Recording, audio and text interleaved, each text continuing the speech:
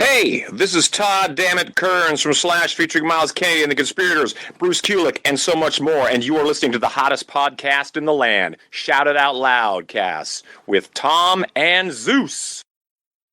Oh boy, here we go. This is Gene Simmons. Put that cookie down. Yes. I'm pressing the button. Stockbroker Simmons. Star? Paul Stanley. Is that what he does? Stop shouting. My name is Ace Farley. He's not what you would call a handsome man. Oh no, here come the kiss times. Is that a positive thing? Okay. All right. I'm gonna grab me an ice cold mellow yellow. Why? Why do that to the fan? Stop it. Why? Because fuck them. That's what are you talking about? 617-525-0850. You do? Hey, fucko. Do you like Kiss? Settle down. Hello. Hey, what's up there, Kiss Army? Tom and Zeus, another episode of Shout It Out Loudcast, episode 171. Chris Jericho and PJ Farley, end of the road madness, wrap up. All right. Yeah, lots of fun this week. This is going to be awesome. This is a great week to end tax season, Tom. Tax season, really? You paid it to the feds? Don't go with that H&R Block shit. You know what I mean? I don't go with that TurboTax thing. You know, I'm an accountant. I do the papers. Gonna go get the papers. Get the papers. I just did some job on Shout It Out Loudcast. We did. I took their Patreon accounts and we painted each other up. Sir, your W-2 is incorrect. Oh boy. I don't know what I'm looking at here. The numbers are big. Tom, it's a write-off. You don't even know what a write-off is. What was his comment back? But they do, and they're the ones writing it off. Tax season. But we had a crazy week last week, to be honest with you. I'm still recovering from lack of sleep. We're not what you would call younger guys at like Stonehill College that can go through this fucking any day and wake up the next day and still fucking go, what's next? No. We did the Cantrell concert on Wednesday. That kicked my ass. Mm-hmm. And then we went and saw Chris Jericho Fozzy on, I believe it was on Friday night. Saturday. I believe on Saturday night. That's right. Yep. And I love driving down 495 for about an hour at 3 a.m, thinking I'm going to get pulled over. I'll tell you, white line fever on the road from Hampton Beach to New Hampshire is rough. There's no one on the road. We're gonna get into all that stories because as usual, Zeus and I cannot do anything without a story. Yes, everything is a story. Yep. So we have a couple of them, and we'll get to them. Yeah. However, as we always do, we go back and do a little bit feedback from the previous episode where we had notable songwriter Adam Mitchell, who wrote some great Kiss songs with the band, and we had him on last week. We started with our usual Twitter poll, and what was that, Tom? Yeah, so we threw out 4 songs that Adam co-wrote, 4 that we kind of agreed on that would maybe be popular or at least interesting for a poll. And the options were I'm a Legend Tonight, Creatures of the Night, Crazy, Crazy Nights, and Little Caesar. And to no surprise, Creatures of the Night steamrolled 57% of the vote. Crazy Nights, 25. I'm a Legend Tonight comes in third, and poor old Little Caesar comes in at the end. No surprise. And of course, our good friend Sonny Pooney, Little Caesar will get less than 8% of the votes deserved because the song is total meh. Well, he was right. It got 5% of the votes. Oh, jeez. Our buddy Joe Papalato, holy tough poll. I love Creatures and Crazy Nights, but I side with Creatures by a Vinnie Vincent extension hair. I love the demo of Crazy Nights. And then he actually posted the link to the demo of that song. Outstanding show, guys. Keep up the great work. Yeah, we love Joe. We met him on the cruise, so that was cool. Cameron Johnson says, of those listed creatures, but probably my favorite would be Danger. Yeah, exactly. Wow. Same with me, buddy. Interesting. Not even close. The best song of all the ones he's done with Paul. Really? Yes, not even close. Yeah, that chorus, I just can't get past that chorus. Oh, yikes. The vocals on that, the drums, the guitar. Oh, it's all. Yeah, I'll give you that. The drums in the verses. I want to know how far to go. Yeah, taking my life in my hand. Take it away. There you go. All right, that's Zeus for you. Woohoo! And then we'll get into a couple episode comments here. Our good friend Dizzy Dean's picket fence teeth chimes in. He says, "I'm a big fan of Paul's hair products. They helped me become the poor man's version of Tom Kiefer." I think that Twitter account always puts a photo up every once in a while of the Academy Award winning actress with the big teeth. What's her name there? Oh, Hilary Swank. He's always like my crush. Yeah. With her big teeth. Dude, I don't know if Brittany Fox has a dental plan to take care of that. I doubt it, but Funky Phil says, excellent guest. Definitely have to have him on again. Yes, we would love to. Uncle Steve's Iron Maiden Zone. Can't wait to hear this. Always want to know more about the Killers and Creatures era. Yes. Our buddy Matt Wallace, who goes by the Twitter handle Hotter Than Piss,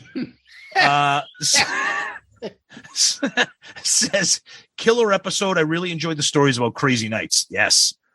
Dr. 2, awesome episode. You guys reviewed Killers and Creatures recently, so it was cool to hear the inside stories. Also, it was good to hear nice things about all the KISS members, especially Eric. After the Roy Dam interview, which was great too, but I felt like I needed to take a shower after. That Roy was awesome. Somebody needed to take a shower after that. Yeah, and we've been in contact with Roy continually ever since that episode. So yeah, he's a little fired up, Tom. Would you say? Yeah, I think we unleashed the demon when he came on our show. Yeah. He's got a lot more to say. Apparently about a lot. Actually, about someone in particular. We'll hold off, but yeah, he's fired up. Yep. Twisted Kister says, I wonder if Paul having 4 songs on Killers was punishment to Gene for pushing the Elder so hard. Always thought it was strange to not have at least one Gene song during this era, especially considering how strong his material was in 82, 83. It's a great point. Yep. It's a really good point. Oh, wow. We got a new comment here from Bob B. This was my first episode. You guys are great. Maybe lay off the chicken parm around recording days. It was a chicken parm sub. Tom, I'm telling you, it's the red sauce had some kind of nuclear ingredient that was not good. And then our good buddy Steve, we love Steve. What a great interview. This shows why you fuckos are the best. You get all the best names and just let them get on with it. Another great interview to add to the list you've already brought us. Others may follow, but you lead the way. You wanted the best. You are the best. Whoa, Steve, we love you, buddy. Thank you. Steve is awesome. Thank you. And that's Twitter. All right, let's get through the Book of Face and let's get through this rather quickly. Yes. Buddy Kevin Jepson. Uh-oh. We need a part 2. Eric Carr and bowling. Great interview, man. Our buddy Michael Murphy. Normally, this is where I'd post an 80s male porn star GIF photo. But I must say this was a phenomenal listen. I love the behind-the-scenes stuff. Need to have Adam on again. Great job, fellas. Nice. Tom, Tim Bream. Uh-oh. Great episode. I really enjoyed the Eric Carr conversations. I know it sounds silly, but I wish Eric had gotten to sing a couple more makeup era songs. For example, Under the Rose and Killer would have been perfect. Then there's the obvious non-makeup choice, Young and Wasted. Pretty sad that Paul and Gene didn't let him sing more. Missed opportunities, in my opinion. Wow. Great point by Tim Bream. Yes. Over on our Shout It Out Loudcasters page. Mm-hmm. I do got to read this. This is a point of personal privilege here for me, Tom. Mike Murphy again says, good job giving a shout out to Jerry Cantrell's solo stuff. Yes. Brighton might be his best album to date, which is impressive considering how good Boggy Depot and Degradation Trip are.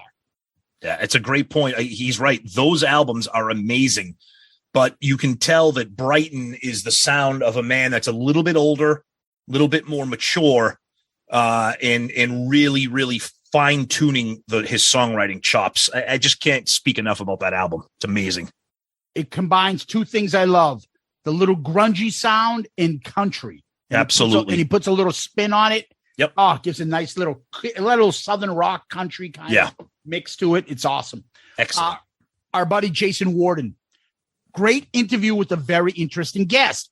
Dude has lived a great life writing songs, not just for Kiss, but Johnny Cash, Olivia Newton-John, circa late 70s. Oh, she was hot. In addition to having Paul Stanley as your wingman, I'm sure there are some great stories there. Hope you have them on. Again, part of some of my favorite moments in Tunes and History. Another home run. Thanks, buddy. Appreciate it. Justin Seal tells Tom, ooh, that chicken palm is tearing the ass out of me. Thank you. Yeah. Our friend Scott Donaldson. Don't forget to watch Scott if you're in Australia, that area, with his band Kissteria. Yes. Scott plays the drums, and he is the Eric Carr Fox in that band. Yes. Awesome. Yeah. They do a great job. So make sure you catch Kissteria, all our Aussie friends. That's right. Yep. Killer episode TNZ. Really enjoyed this one. Love these type of episodes of people who actually played a major part of the band's past. Adam is one of those guys, and thank you for the great interview. Looking forward to the next time he's on. Dude, that's how many did we get about Adam coming back on, right? People telling you one of the best, most positive feedback we've ever gotten for an interview. Yeah, he's that nice of a guy. And he was open and he enjoyed it. So we had fun with him. Let's get to a couple on YouTube. Uh-oh. YouTube. Mr. Antonio 2005. Did Adam Mitchell save Kiss? Ooh. Interesting that his place in history after The Elder and songs of Creatures of the Night and Crazy Nights are some of the superior ones of the 80s era. Lastly, the Kiss Tards want to know the type of granola was Gene eating when Vinny Moon walked into the kitchen to chat. Thank you, Adam and TNZ, for another fantastic interview. That's awesome. Anthony Stratus, Adam Mitchell, episode 170. Awesome. Keep rocking Tom and TNZ. Awesome. Love it. And we got a real good one here from Tales of a Kiss Geek. Glenn from Ireland here. I don't even know. It's supposed to have been an Irish accent. I don't know. I tried to sing it like this, but I can't. I discovered you guys when the Soul Station album was released. Is this offensive if I talk like this, Tom? I'm curious. Wait a minute. Now you're concerned about whether we're offensive? 171. Yeah, that's not offensive either. No. I love the album and wanted to hear what other fans had to say about it. So one day, I YouTubed reviews of the album and discovered you guys.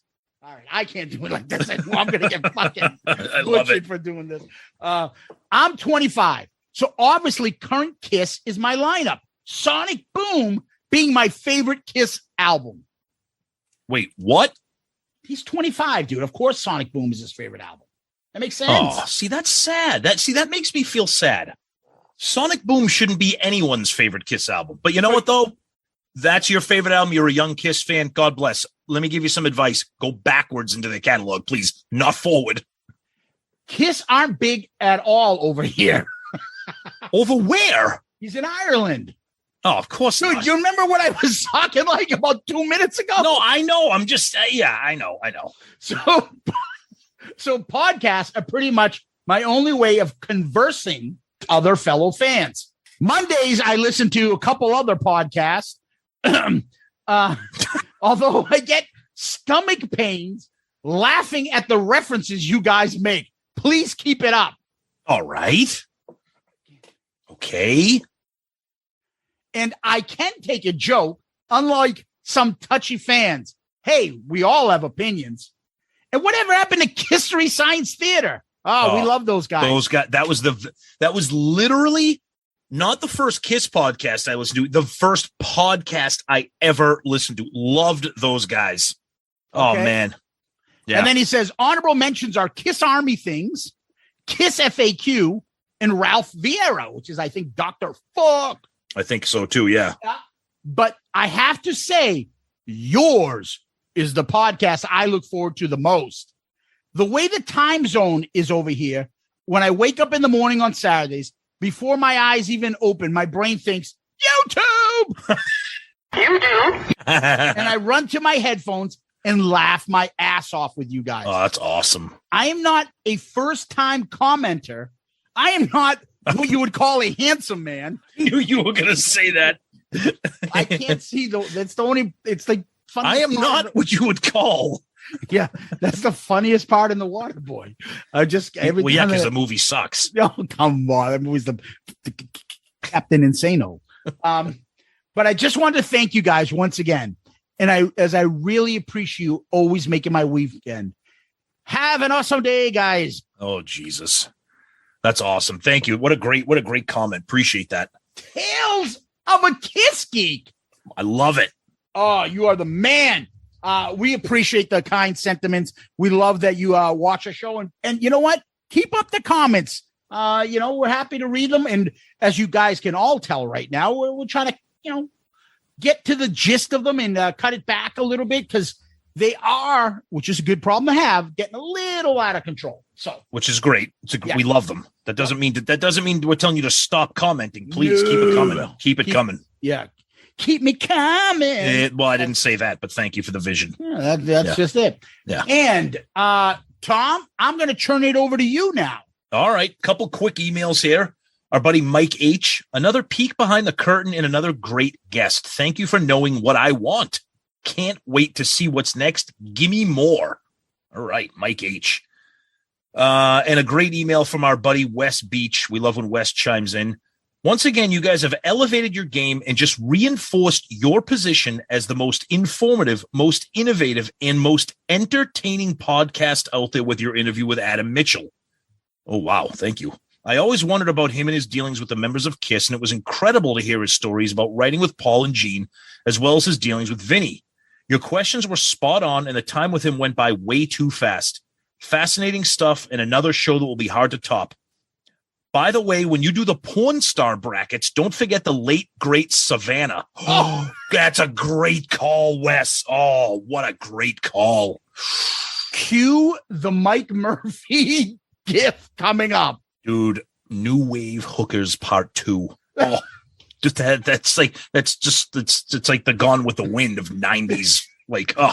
Dude, remember when I had that, that satellite guy hooked up the illegal satellite for me? Yeah. Oh, yeah. And I had every single thing you could ever think of. Yeah. And we found Lane Pipe 4. Oh, dude. And the guy who was starting, I remember he looked like the Detroit Lions quarterback, Charlie Batch.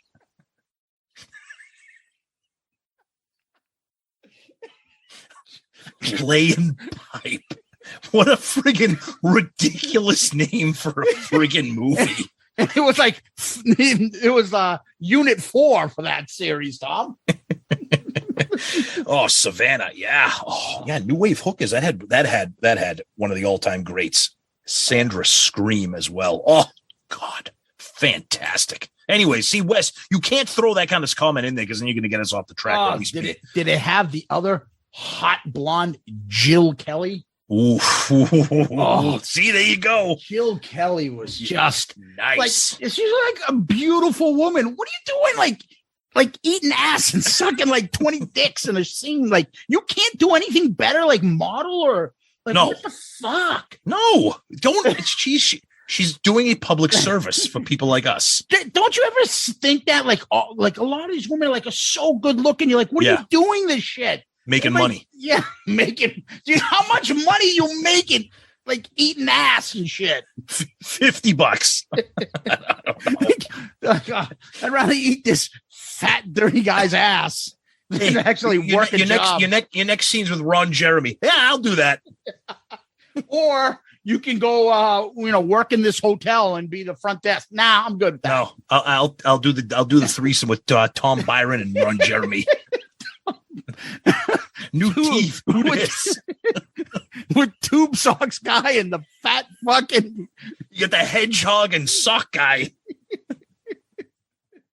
All right. See, Wes, you throw it in there and it's off the tracks for 10 minutes. My God almighty. Oh. But Wes, we love you, buddy. Thank you. Thank you. And we're going to wrap up feedback. Okay. With a very special tweet we got, or tagged in a tweet by Kendall Lacey, who wrote an article. My cousin Kendall. And his cousin is because his mom doesn't like him wearing other people's shoes. Excuse me. What are you babbling about, Tom? Breakfast Club remake for all you young people out there that like Sonic Boom. Kendall Lacey has a website and wrote an article about us. And my goodness, is this amazing. So I'm going to read this very quickly. It's not too long, but it's just enough. I tend to flip-flop and fly between movie, wrestling, and music podcasts. And as I have recently been revisiting one of my first loves, the back catalog of Metal Giant's Kiss, I suddenly wondered if there was a dedicated podcast on one of my favorite American bands ever. It's 2022. I could probably find a podcast discussing favorite sandwich fillings, so I was a little surprised to discover a long-running pod on Gene, Paul, Ace, and Peter, and Vinny and Mark and Bruce and Tommy and Eric. 170 episodes covering every era from every angle. So far, so good, but as I have learned a million times in the past, when friends try to get me to listen to their favorite pods, I'm very selective when it comes to the sorts of personalities I gravitate to. Luckily, Shout It Out Loudcast wins here.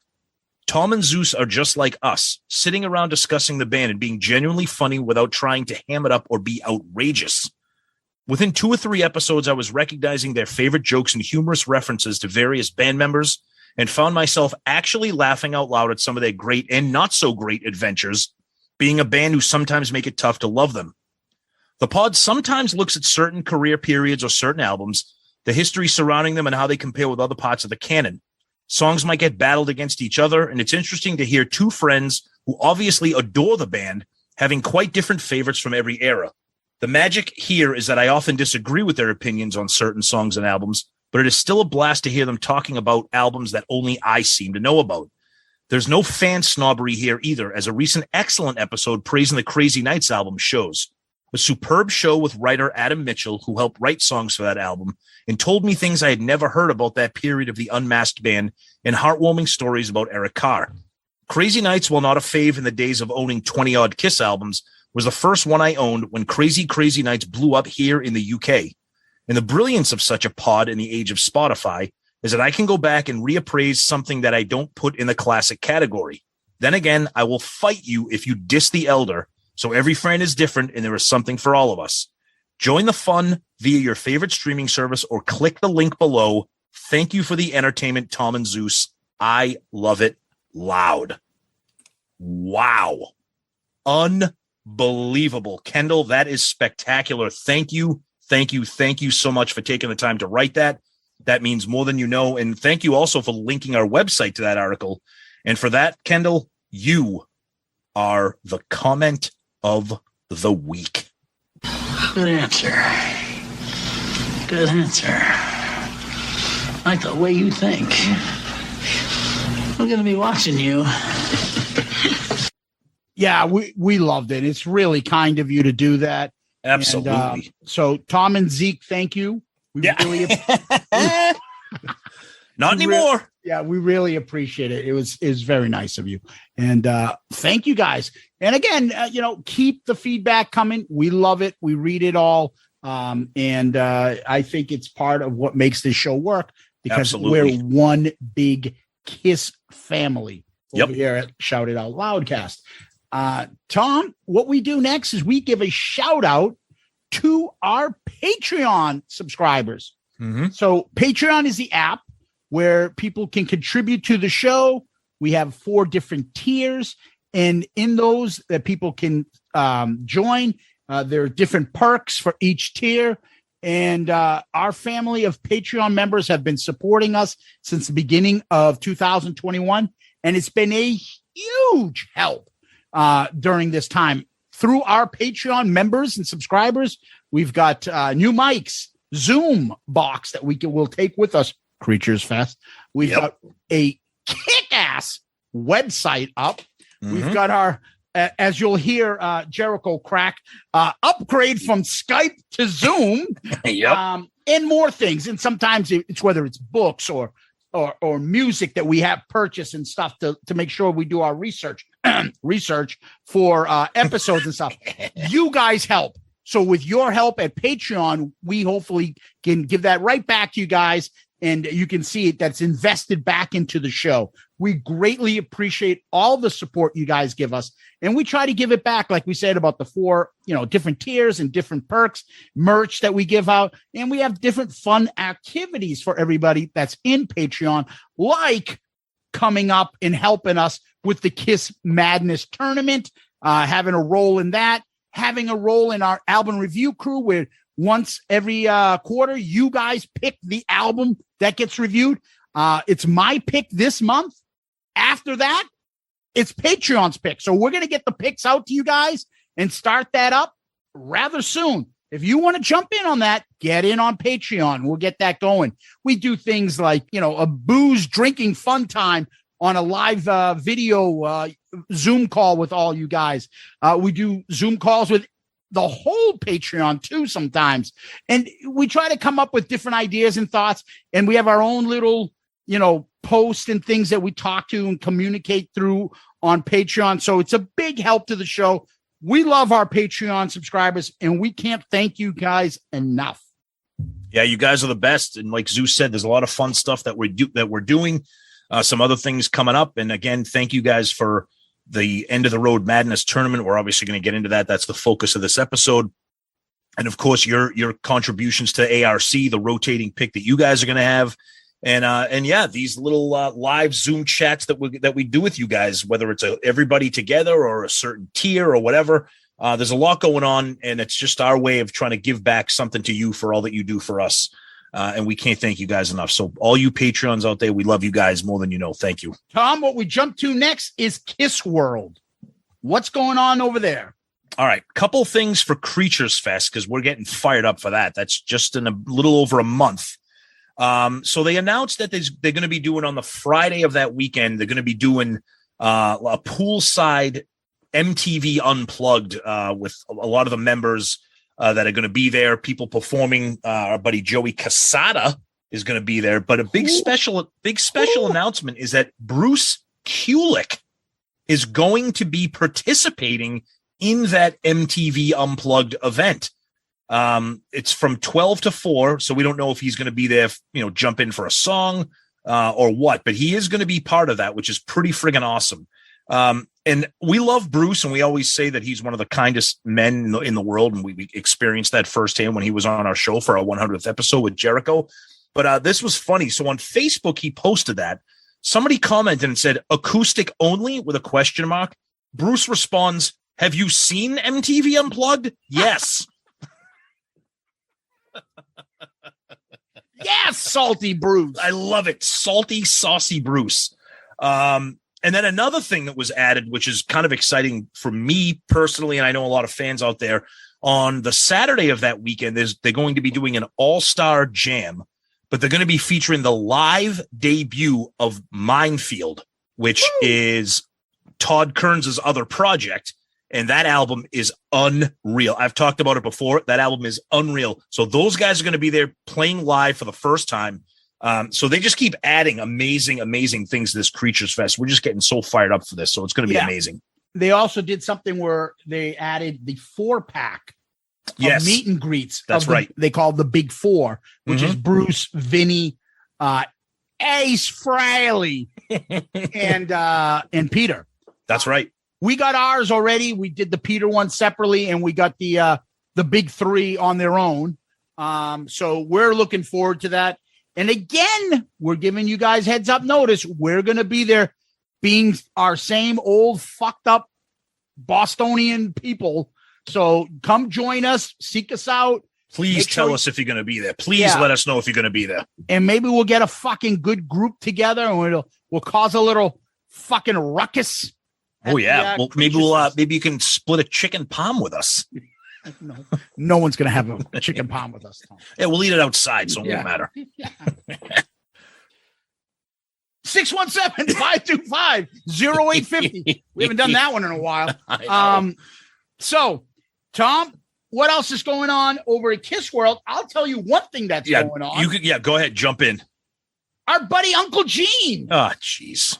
The good and the bad, but go ahead. Yeah. So the good is there was a young lady put up a video about she was at some function and some other celebrity was, I don't know, being like said something stupid. And Gene like stood up and confronted the person and gave her a very uplifting speech to this person about being unique and being themselves. And, something that you normally wouldn't see or, equate Kiss as being and Gene Simmons. But it was so cool to hear how Gene inspired this person and really gave her like the courage to be themselves. And I like seeing it. And it was such a great little Uncle Gene story. So I reposted that, and not to be political, because it's not about the politics. It's about how this person praised Gene personally, which I love. Yeah. And it's also how Gene just is that kind of guy. He didn't have to do that. He stood up for what is obviously the right thing to do. But sadly, sometimes the obvious right thing to do is not done as often as it should. And it was nice. The video was really nice to see. The woman was extremely heartfelt and touched by what Gene said and did. And it's just another reason why Gene is just beloved. And it's not somebody that you would see and think like, oh, that's a Kiss fan. Exactly. Which is why it makes the story even better. Yep. And then we praise Gene for that. And then he just goes on somewhere and says, Rock's dead. I told you. He's like, what the fuck, Gene? And our buddy Mr. Eddie Trunk got it. I love to debate Gene about this. Come on, that's not happening. But speaking of Eddie Trunk, he was a little tongue in cheek with some of his tweets today. I don't know if you caught that. He retweeted something from Gene, and he was kind of like, haha, I could have a couple things to say about this. Gene posted something about, he said in an article, quote, "You've got to have some pride and not stay too long." This is Gene Simmons promising that Kiss are done once they finish their current farewell tour. Eddie, we've had Eddie on the show twice. We've debated and disagree with him on a bunch of different things, but we share a love of Kiss, or we do at least. He retweets and says, "So many things I can say about this quote. Ha ha. Wow." And it's the exact same thing they said 20 years ago for that farewell tour at that time. Gotta love it. So Eddie having a little fun there with Gene's comments. But you know what? Gene opens himself up. Don't say something like, you got to have some pride and not stay too long. Dude, other than us, everybody thinks you've stayed too long. That's okay. And then there's another fun one. Someone wrote, "Come to Mexico, please." Gene writes, "Okay, we will." He's awesome. Yeah. And then he got into a little bit of trouble about a couple hours earlier. He just said something like, Bruno Mars and Beyonce couldn't perform in a Kiss costume. Oh, I look and I'm sitting there saying to myself, Gene, they don't have to perform in Kiss costumes to do well and make money. Exactly. And sell out their stadiums. That's what they would say to you. Right. Exactly. Yep. But then in other, like, quote unquote, real Kiss news, 6 days from now, we're recording on Wednesday, April 13th. 6 days from now, they're going to be in South America, kicking off the end of the road tour once again. So that's exciting for Chile, Argentina, Brazil, Peru, Colombia. It looks like they're going to be hitting all those areas. So that's exciting for them. And to piggyback on that, Tommy Thayer put a video of himself, a photo on social media that he was at, the Kiss warehouse. Oh, man. And what happened, Tom? And I just pictured Tommy. You got my Dubai shit in that warehouse. Every other comment was like, "Oh, Tommy, great picture. Hey, Tommy, you got my Dubai DVDs?" Fucking look further in the back. I know my Dubai DVDs in there somewhere. I'm telling you right now, I feel bad for the people that have gotten screwed. I do. But I'm just so glad that we've been given the gift of the word Dubai. It's just instant comedy when you say Kiss Dubai. If we go to Creatures Fest. Dubai, baby. Dubai rocks. Hey, guys, I got to interrupt Creatures Fest. Hey, what the fuck's going on? Hey, Ace, give me the mic for a second. All right. Guys, breaking news. The DVD Dubai is coming out. It'll get shipped by Christmas 2028. What the fuck? It is a catchphrase. It is a fucking hashtag. It is a fucking trigger for anybody to say, hey, Dubai. Dubai. You can't say it. But how much did people lose on this? Maybe a lot, dude. A lot. Aren't people spend like $100 on that? Oh, that was like the bottom of the barrel tier. There were people that spent like. What else are they getting other than the fucking video? Why would you spend that much? There were packages that you could spend and get like all this other shit. And I'm like, I don't know what the fuck you think you're getting here, but first of all, you're not getting anything. But Dubai, baby. Dubai, goodbye. Dooby dooby doo, Dubai. Now that's a dooby dooby doo, a dooby dooby da. All right. All right. So, Tom, before we get on to our topic, give me a second. I'm going to go back in the warehouse with Tommy and see if I can fucking dig under these old Gene Simmons leftover cod pieces from the Unmasked Australian tour. Oh, I'm sorry I was gone for so long. I just came back from Dubai. Still no sign of the DVDs over there. I just saw a bunch of people laughing at me when I mentioned it. So, yeah. So, Tom, before we get into our topic, we do have a winner. And who's that? We're so excited that we were able to announce the winner of the 2022 KISS End of the Road Madness tournament. And it was longtime listener, fan, supporter of the show, Graham Richley. He hit it out of the park with the early rounds of the tournament. We say that all the time. It's easy to pick the Elite Eight, or it's easy to pick the Final Four. It's difficult in those early rounds, and that's where Graham made his bones right there. He killed it in those early rounds, and then his teams, his picks just progressed. He picked the correct championship, which a lot of people did, picked the correct winner, which a lot of people did, but those early picks catapulted him to the winning, and it really wasn't even close. So congrats to him, and he gets that amazing prize pack that's going to be coming his way a little bit longer than normal because you are in Australia, Graham, so bear with us with the time. Yeah, and do you remember how many points he got? He had 162 points. Wow.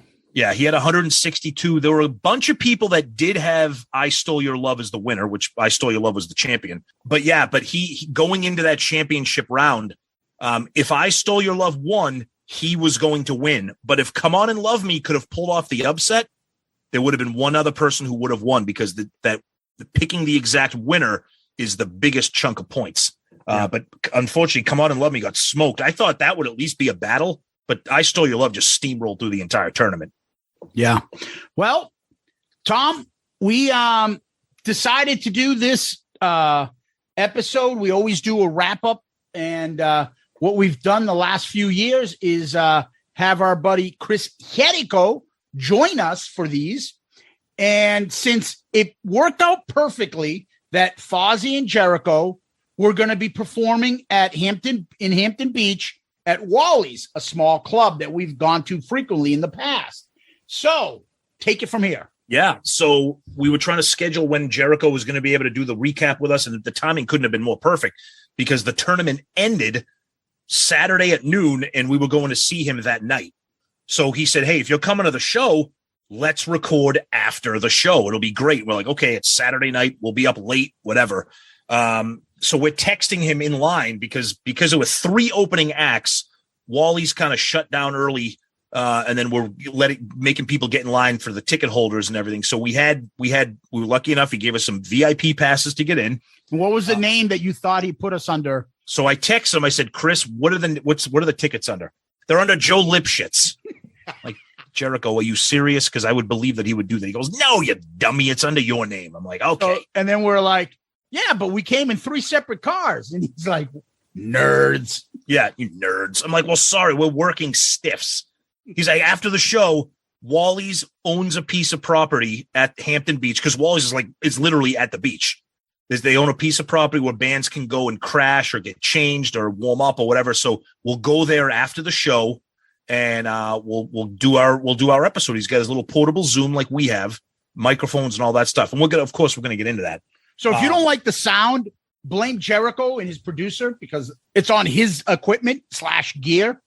But he also gave us, Tom, one other little thing that he wanted to add. And he says, hey, guys, PJ's in. Yes. Oh, sweet. PJ Farley's going to join us on this. Yeah, that was great. Yep. Oh, that's awesome. Yep. So we were excited. We're going to go see Fozzy. And then afterwards, go back to this, as Tom called it, flop house. Which it wasn't. It turned out to be. Yeah. And just record this episode. Let's talk real quickly. So Murph joins us. Yep. And we see these bands perform before Fozzy. You want to do a quick thing on the bands and then we'll talk about the show with Chris and Yeah. So there was an opening band, Nocturnal something. They God love them. They weren't very good. And then the second band, a band called Crash Karma from Germany. Fucking insane. It was one guy and one girl. She was the drummer. He was like the guitar bassist thing, but they put on the most unbelievable show. He pulled out a bow. She had a song called A Woman with a Hammer. She grabbed like Thor's hammer and climbed up on a thing. It was like swinging it around. It was like, what's her name there? Not Sheena Easton. Ooh, if it was Sheena Easton. Sugarwall. Sheila E., like with a fucking headset playing the drums. Oh, she was amazing. And he's playing guitar, rocking out with this huge thing. And then like from Germany. And one point he's having us scream German words back in the fist pump. Where I'm like, I looked at Tom. Yeah, I'm like, do you have any idea what these German words mean? We could be doing Nazi chants, and it's all going to be on video. Everybody putting their fist in the air. I'm like, I'm not repeating this shit. There goes our career. Yeah. Three young Stonehill graduates terminated for attending white nationalist rally without them knowing. He's like, everybody say this in German. Hey! Everyone's like, hey! Yeah. What the fuck are we doing? What are we saying? But they were fucking insane. Go check them out. They were entertaining. The first band was okay. I just, you're not paying attention at that point. The first of three previous opening bands, you're not really paying attention. To be fair to them, we didn't really pay attention. We were getting our pepperoni pizza at the time. Oh yeah, and Bud Lights. Oh yeah. And then the next band that came out was GFM, which come to find out stands for Gold, Frankincense, and Myrrh. Because they're like a Christian, they come across as like Christian. They're three sisters. They're all about 18 years old, but they dress up as like these like zombie, like cheerleader character things. They fucking rocked. Now, vocally, they do a little bit of the Cookie Monster vocal, so that was kind of a trump, but they fucking ripped. Yeah, it was an interesting show as well. And then like, because we just came out of fucking Nazi salutes, and all of a sudden you hear, do you guys believe in God or Christ? And like, well, what? It's like, I believe in Jesus Christ. And then she's like, kill your fucking father, kill your fucking mother. I believe in Jesus Christ. And you're like, dude, what the fuck? And if you're interested in that band, they were actually guests on Jericho's Talk Is Jericho podcast this week. They're super talented, and they do a great job. And I mean, who are we to criticize a band for having costumes and a stage presence? Yeah, exactly. But it was interesting. It was really interesting. So then Chris comes on. Yep. So this is our first time seeing him live. Yeah. And we got to be fair. I'll be honest, they kicked ass. Oh, it was really amazing. I mean, the energy in that crowd, you could tell that crowd, those were not casual fans. Those were diehard Fozzy fans. They came out, and Chris, he's a showman, commands the fucking crowd. He owned that room the entire night. Do you know what I love the best? So he comes out, he's got like a red Solo cup and something in it, and he like fucking chucks it into the crowd. Yeah. Just like fucking Ogre does in Revenge of the Nerds in the belching contest when he just spits it out into the crowd. People went nuts. Chris is an incredible performer. He pulled all sorts of fucking shit. And we talked about, I'm not sure if we got it on the episode, but I'm like, dude, you pulled out a bunch of Paul Stanley stuff with the with the microphone mic in the crowd. And he was saying something, all right. Dude, he fucking had the crowd in the palm of his hand. The band themselves, jumping, energy, PJ rocking out, the guitarist running back and forth, the drum. dude, they fucking made you feel like they prepped for this. This is a New Year's Eve party. Yeah. That's how I can explain to you. That's the kind of energy they had. Chris has a fucking smile on his face. Like, dude, he's doing this and getting paid millions or doing it for free. You can tell he loves doing this. Yeah. It was awesome. And it was really cool too, because they closed the show with Dirty Deeds Done Dirt Cheap, AC/DC. And it's just a fun fucking way to end the show. Awesome. Yeah, awesome. The set list was pretty cool. They did about 15, 16 songs. Obviously, Judas was the highlight. Yep. They had some other great tunes in the middle there. And we loved it. We had a blast. We all picked up some Fozzy gear and texted with Chris, hey, where we going? And then he gave us the address, and we went outside and we found the place. Me, you, and Murph. Murph stayed only for a little bit. Yep. And then we ran into some characters while waiting in front of the flop house for Chris and PJ. Oh my God. So we're waiting there, and I'm like, so I open the door. I'm like, I don't see or hear anybody in there. Cause you go in, it's like a beach condo with like multiple units. I open the door. I'm like, I'm not going in there. I don't see anything yet. And then, so then this car pulls up in front of us, and the two guys in there. And I think one of them, at least, I don't know if both of them were smoking a bone. I'm like, all right, whatever. We're at the beach. It's Saturday night. By now it's like 11:30, almost midnight. Cause Jericho didn't get on till 10 because of the 3 opening bands. Yeah. So the guy comes out and he's smoking. And he's like, oh, you guys want some? And I'm like, nah. He goes, you guys cops? They looks at me. Then he looks at me. You look like a cop. I'm like, I'm not a cop. I'm like, I'm all set. I'm all set. Yeah. And so we're like, yeah, we're waiting. And all of a sudden we're like, dude, how are they going to get here? They're going to walk over here? Well, they're probably, maybe, I don't know, a fucking fancy car they'll pull up.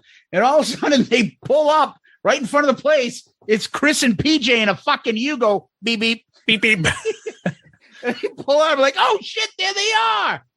And that was it. Yeah, I'm like, hey, what's up, guys? And Chris can't remember if we met us in person before. Yeah, it was a long time ago. Zoom, like, I don't know how many times with him. Yeah. He got to meet Murph, but Murph had to take off. Yep. And then we went into the drug house downstairs and began to record. Yeah, the location was actually beautiful. It looked like it was brand new. I mean, a beautiful bathroom, a nice little a kitchen, a little sitting area, kitchen bar. We'll post some pictures. Now that everybody knows what the episode is all about, we did post that picture of the 4 of us after the recording, and that picture that we posted on our social media, that picture was taken at 2:00 in the fucking morning. Yes, yeah. So yeah, Chris had his Zoom recorder. I know we keep saying Zoom at 2 different things. There's Zoom, the software that we're using right now, and then a Zoom portable recording digital device. Yeah, he had that with the mics plugged in, and we just sat around the bar stools at the kitchen, and we just got into it. And it was. I'll save some of my comments for after you guys hear it. Yeah. Good idea. So we literally plugged in, and we went. Here is the episode. So it's we're here with Chris Jericho and PJ from Fozzy, and it's post-show at Wally's, and we're all here in their little dressing room / flop house, I call it, but it's not a flop house because it's pretty awesome. Does it match up to your lofty? It really standards? does. It's very luxurious, and we're here for our annual Shout It Out Loudcast Bracket Madness recap because Chris has to be part of this, and this year we're lucky to have PJ join us. Guys, what's going on? Is this the third one we've done or the second one? This is the 4th. Whoa! Wow, you were way off. 4th. I haven't known you guys for 4 years, have I? Yeah, the first year we did Makeup Madness. 19, we met you in October. Yeah. The second show for AEW. Yep. In Boston. Yep. And it's funny because when I saw you guys today, I was thinking this is the first time we ever met face to face. But we did meet in Boston briefly. That's which right. Seems like 1,000 years ago. That's right. Because we were going to do a podcast that night, but it happened to be Tony Khan's birthday. Yes. Oh, that's right. That's That's right. Yep. Had to go to my boss's birthday. We got blown off for the boss's birthday. But we've done so many Zoom calls and StreamYards and Skypes which you guys fucking morons. Only guys that Skype. We don't Skype anymore. We upgraded to And Zoom. I'm excited we're actually doing it on my Zoom recorder that I'm manning the board. So I'm very excited we finally helped you step into the 90s. Yeah, so if this episode sounds like shit, blame Jericho. It won't. It's much easier to do. And if I don't like what you're saying, I'll just turn you down and you won't hear anything. So Perfect. Fucking nice to me. Perfect. Fix it in the mix. Perfect. Well, PJ's a first-time guest on the show, so we have to do our annual new guest Murph questions here. So Yes. fire And them so off. I'm trying to remember them. And if I go out of order, I got the so me- the I got the first memory. one we ask is, who's your favorite Kiss member? And it could be growing up, it could be now, whatever you want. You know what? I'll keep it real and go to when I was a kid. Okay. And I was a drummer, and Peter Criss. I love him already. He was.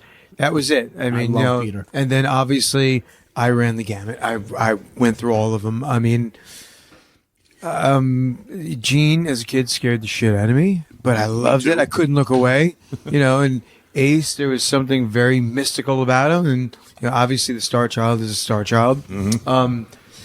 But yeah, I'm gonna have to go with.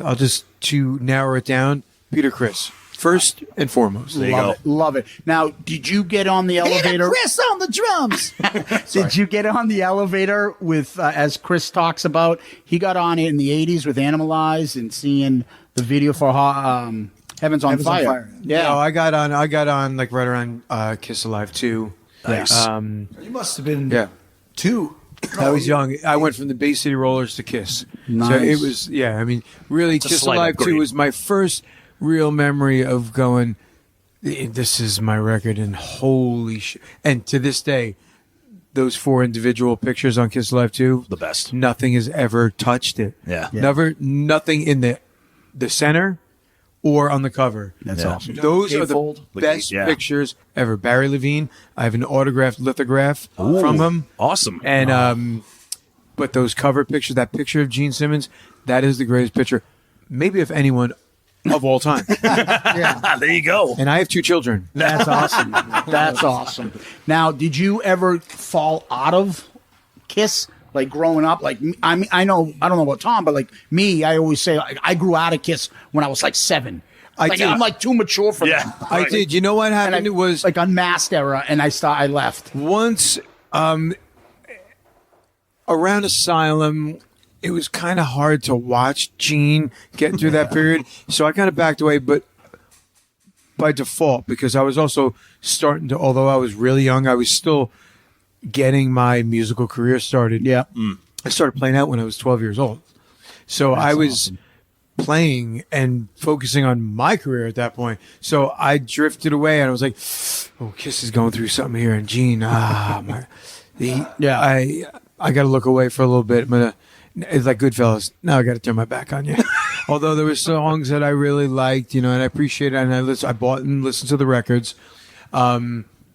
It wasn't my number one. I got into other things and I was busy. I was like motivated, tunnel vision. Yeah. So I mean, and that was a good thing about Kuarantine. When, Chris called me about Kuarantine, I got to go back into the rabbit hole and rediscover so much stuff that I forgot about. And really some stuff I didn't even really remember. Yeah. It was pretty amazing. Well, then who did you tour with when you were 18? That's amazing. Kiss. Yep. Did 19. you, and what was that like? That was the dream come true. That was I tell this story. Me and Steve were in LA about to mix Trixter's second record. We got the call from our booking agent, our manager, I think. And I knew we were up for the Kiss Revenge tour, and we didn't know. We just flew in, got hotel, check in, did a conference call, and we found out we got the tour. Awesome. And then not only did we get the tour, but the routing was we got the Meadowlands in New Jersey. I'm like, we were just bouncing around the hotel room, going crazy. Meadowlands is your home arena. Yeah, it's it's our home arena. We're like, that's it. We're playing the Meadowlands with Kiss, let alone Nassau Coliseum, Philadelphia Spectrum, and the rest of the country. Yeah. You know what I mean? And by this point, we had done arenas for a year and a half already. So we were, I'm not going to say desensitized by any chance. No. But I mean, to kind of get the call back up to the big leagues again, and with Kiss, it was childhood amazing. heroes. And then you walk into the arena on the first day and you see the Kiss road cases. You're like, Jesus Christ! Awesome. How was it meeting your heroes? I had met them before. But like, was it like something that you're like, oh shit, this guy's a fucking asshole? My God, I wish I didn't meet him. No. They were all very good experiences. Yeah. I have more experiences with some of the members and less experiences with another member. Yeah. Okay. We'll leave it at that. All right. Yeah. All right. Okay. That's good. Okay. That's good. So let's move to the next one, and that is your favorite Kiss song. It could be today, it could be growing up, whatever you want to say. I always go to Love Gun. All right. But I mean, I could probably Is there a reason? I just love it. I mean, Paul I don't know. loves it. Paul loves it. Yeah, Paul will tell you. Paul all loves about it, and you know what? Not for nothing. The bass line in Love Gun is so amazing, Really? and that's Paul too. Yeah, no. So I mean, it's the solo. It's just the chord changes. Something else about Love Gun that's really cool when you're a kid is you can play it. It's easy to play those chords. You know what I mean? And I found like any song that you can play, and I'll be playing it right, but you can go ba now now. But it's a great walk-in line there. The bass part. You can connect with it because this is not some Rush tune. How do you play this? Right. But the melody, Right. The melody. Yeah. I really love you, baby. Yeah. I love what you got. And then the change. It's a perfect song. Really is. Nice. Well, let's go to the next one. That's the album. Favorite album? Oh, oof. Sound like you were mentioning it earlier, and it could be a live one. Yeah, I mean, my obvious choice is Alive too because it's got That's the right answer. everything you could want and need. It's got, it goes from the most rock and roll basic songs to Dr. Love and God of Thunder, where and I always pick those two songs. Kiss goes from, say a song like, Love Gun or even Beth to the complete opposite and the darkest, most dramatic song of God of Thunder. And that version of God of Thunder on Alive too is. It is. We just listened to it last week, didn't we? Yeah, I'm gonna have to say Alive too. It's got it all. I mean, I have can a go favorite- Destroyer but Yeah, I was gonna say, how about studio then? I'll make it easy for you. yeah, I mean, it's gonna have to be probably either Destroyer. I mean, I do love Revenge, but I mean, I don't hear Love Gun in there, Tom. That's okay. That's better. No, and that's I mean, That's all right. It's a tough call. It is. That's okay. We have that. It's the big Destroyer Love Gun battle between me and him. It's a real struggle. Yeah. That was my next on the list. Destroyer's better. Easy. It's an easy pick for me. Yeah. Concerts. So you've toured with them. How many concerts have you seen of theirs? How many times have I seen Kiss? Yeah. Not on the Revenge tour. Yeah, Not- like as a spectator, like as a ticket buyer. Like growing up. I or- think I saw. I never got to see him in makeup growing up. I was just too young. But Same here. I saw them.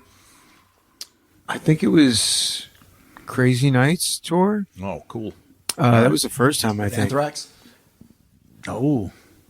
No, Anthrax. no Wasp. Wasp was opening. Wasp in, Yeah. 80, in 87, 88? Damn.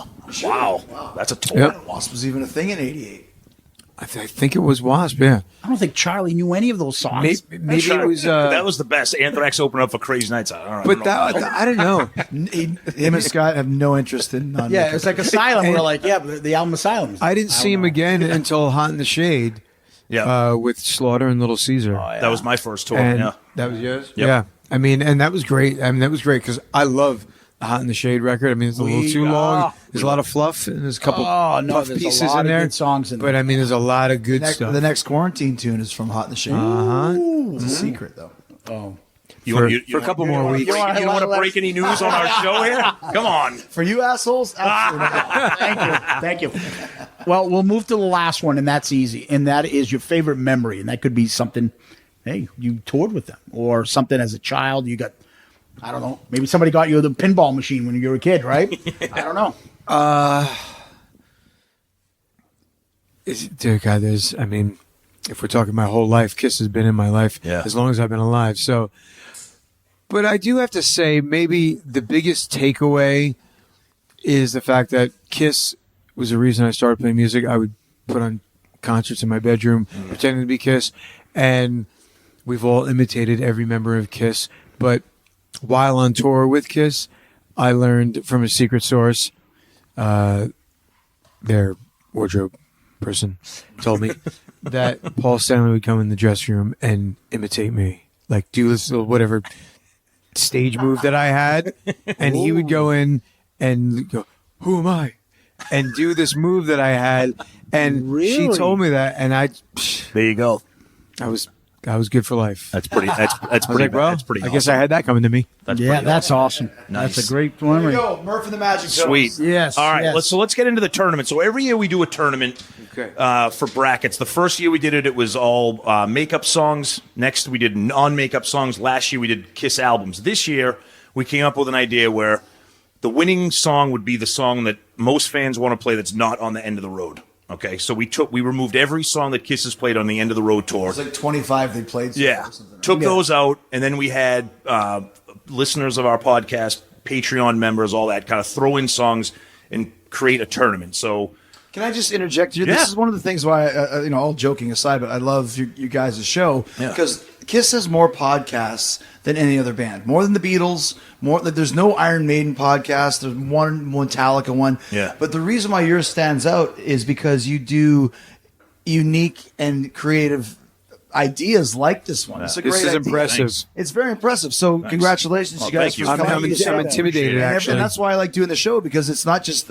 it's a very smart Kiss show. Thank you. For a couple Boston idiots, right? Wow. I like Completely, that. man. I like But seeing you guys in person, it makes me realize just how fucking weird you are. Oh, beautiful. I Thank think you. he can't say a compliment without He can't just backing stay it up with with it. Now the tuxedos just The thing seem is, fucked I'm up. not on the other side of a video screen now, That's so right. I'm a little bit timid. Oh, You guys are bigger than I remember, so I don't want you jumping on the table. It's funny. We just had an interview with Adam Mitchell, the songwriter. So we just had him on last week. What did Adam do? I'll fight hell to hold you. Right? Yeah, Right? that was one of Crazy them. Nights. Crazy Nights too. did When great, Your yeah. Walls Come Down, Creatures of the Night. Wow. Stuff off Killers, Little Caesar off of Little Hot Shit Caesar. with He Eric wrote Carr. all of Rockology with Eric Carr and Bruce. Yep. A couple other tracks off Creatures and Keep Me Coming, Danger. I'm a Legend Tonight and Partners in Crime. 9 songs. Yeah. Okay. And he wrote with Gene on other tracks. They made it on like Black and Blue and other stuff. Right. Tons of great stories. Great guy. Anyways, he made it a big point to tell us about this. Oh, yeah, he even was he so loved the fast. He's like, tournament. really? Great. It's a great idea. Thank He you. was like Thank you. going on and on about Yeah. it. He's like, that's really smart. That's an awesome idea. Yeah. Like,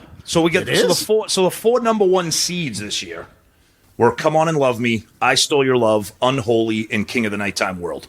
So those were the four from our listeners and the people that are Kiss fans. These were the four songs in each bracket that they thought were the four best songs that Kiss should add to the End of the Road set list. Okay. so we ranked them as the number one. You get the brackets, and and again another thing that we always do that's creative is we try to name the brackets. Like in That's the a great idea. I So saw that. so this year the brackets were named after like iconic venues, and if people don't know what Maracana Stadium, that's the one where they played on that Played in front of 850,000. yeah, we played in That- front of 10 million Brazilian people. Kiss Yeah. Exposed video. When you first That's see what that, fucking- The show. That's with Vinnie Vincent.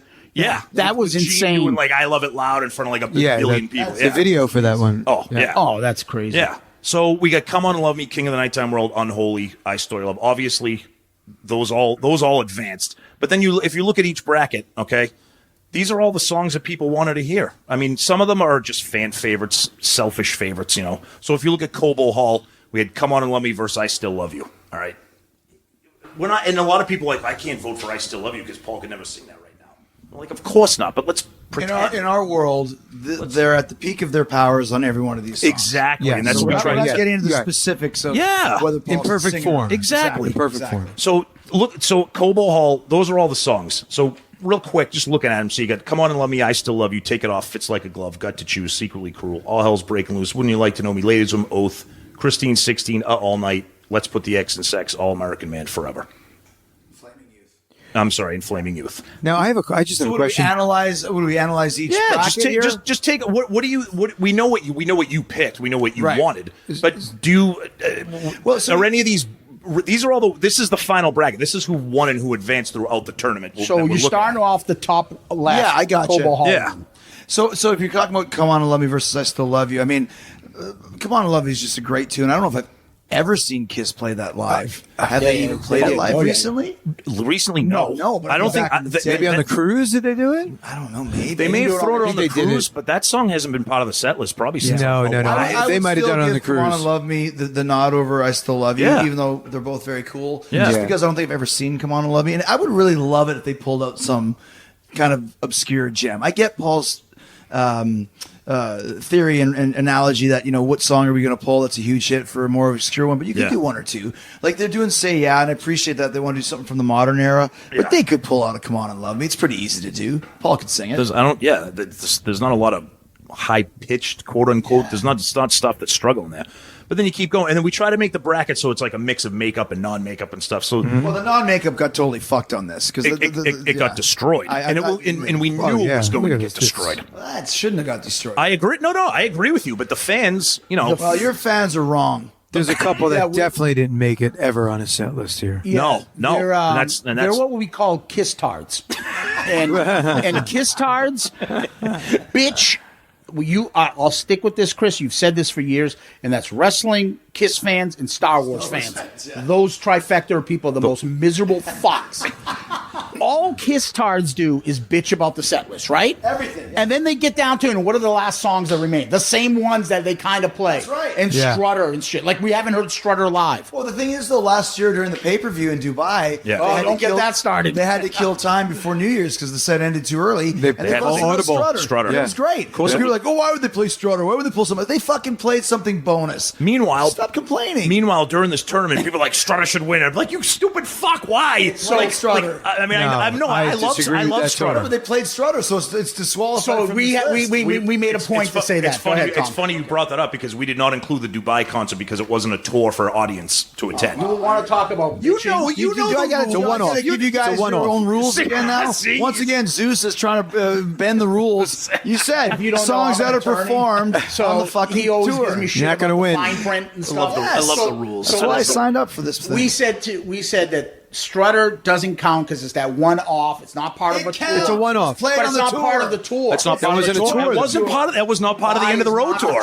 Any show they play in this time It frame was is it was a the road New Year's tour. Eve show. I got to agree with the guys here. It's a one-off. It's a one-off. It's a special show. It's New Year's Eve. They probably had started as an audible, maybe if they have to do it because they don't know about the time and New Year's and fucking. Well, I hope you enjoy your time as the bass player for the Tom and Zeus band. I'll see you around, kid. That's why Chris is sitting on that side.